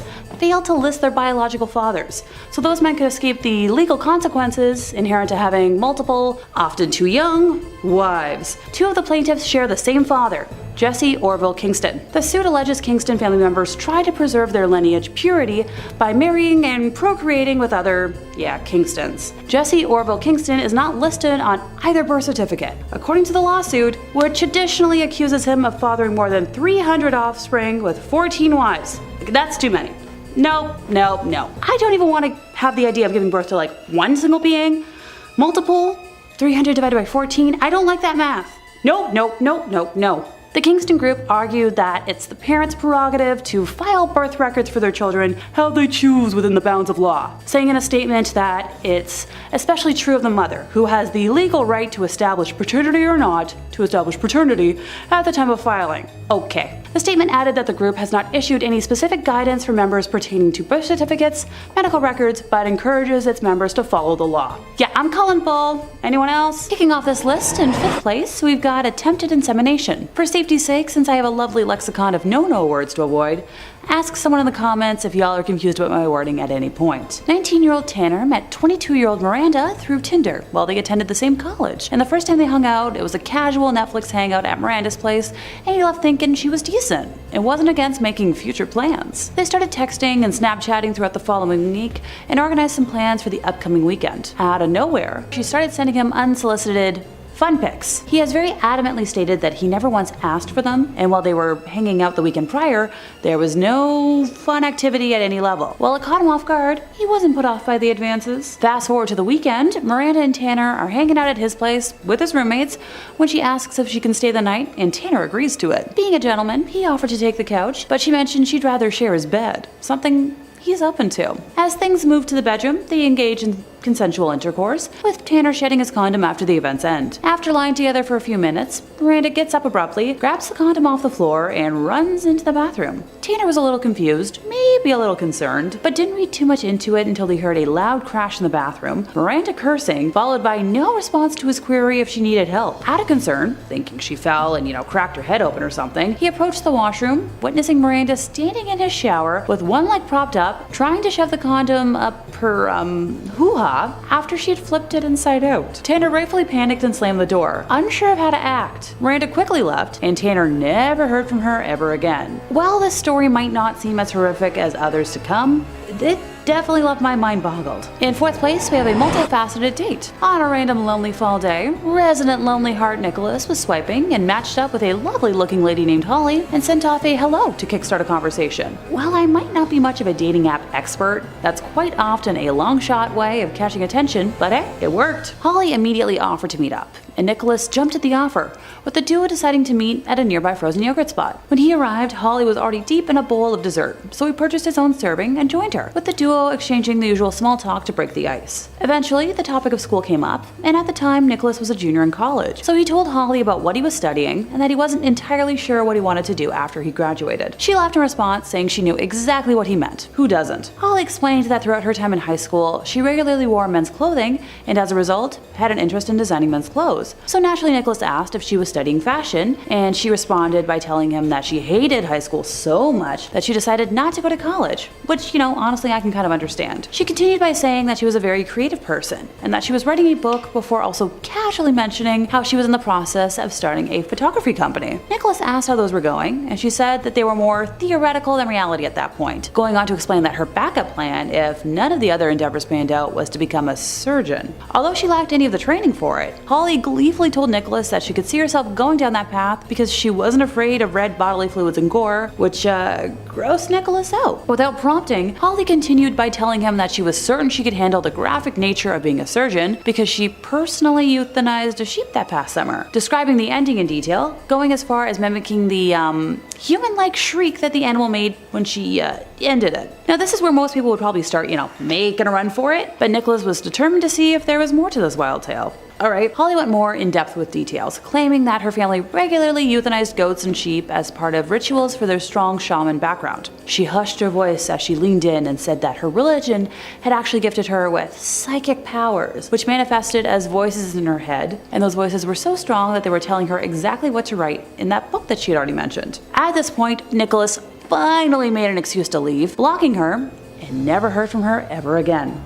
In third place, we've got a scummy rich man. 20-year-old Allison worked in a sushi restaurant all during college, and one fateful night, noticed an attractive man and his friend during a crazy dinner rush. She described herself as running around like crazy, but managed to give them good service, and in return they tipped well, making them memorable. After the shift, she was at home enjoying an adult beverage and mindlessly swiping on Tinder, trying to recover from all the craziness of the night, when she spotted a profile matching the man from earlier, who was easy to recognize from his distinctive face and tattoos. She took a chance, swiped right, and fell asleep from exhaustion. The next day, she woke up to find out that they had matched, and he'd sent some pretty sweet messages. She decided to engage in conversation, finding out he was in town for business, and he proceeded to ask her out for dinner that night at a fancy restaurant. Thanks to encouragement from her roomies, Allison said yes. The man originally insisted on picking her up, but thankfully, Allison was adamant on canceling the date if he continued. If you ask me, red flag number 1 for this gal. The two met up at said fancy restaurant, where the man proceeded to order a $200 bottle of wine, lobster, and more, with Allison guessing that the total cost of the meal was somewhere in the $600 range. Whoa, I balk at like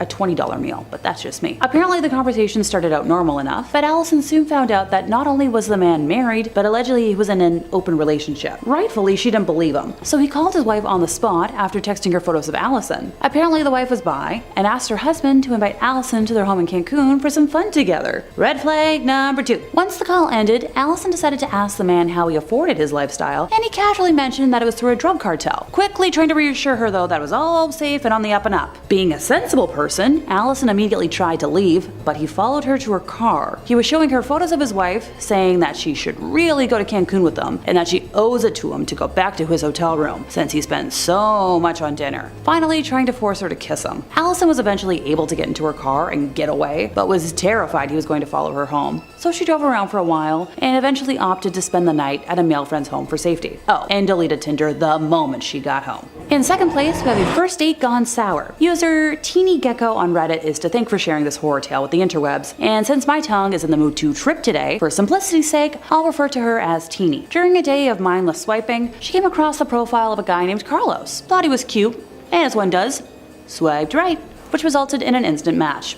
They chatted for a while and made plans to meet up at a local carnival at 9 p.m. the next night. Teeny arrived on time but heard nothing from Carlos until he called her at 9:30, claiming to have overslept from a nap, and she told him not to bother showing up, saying they'd try again another time.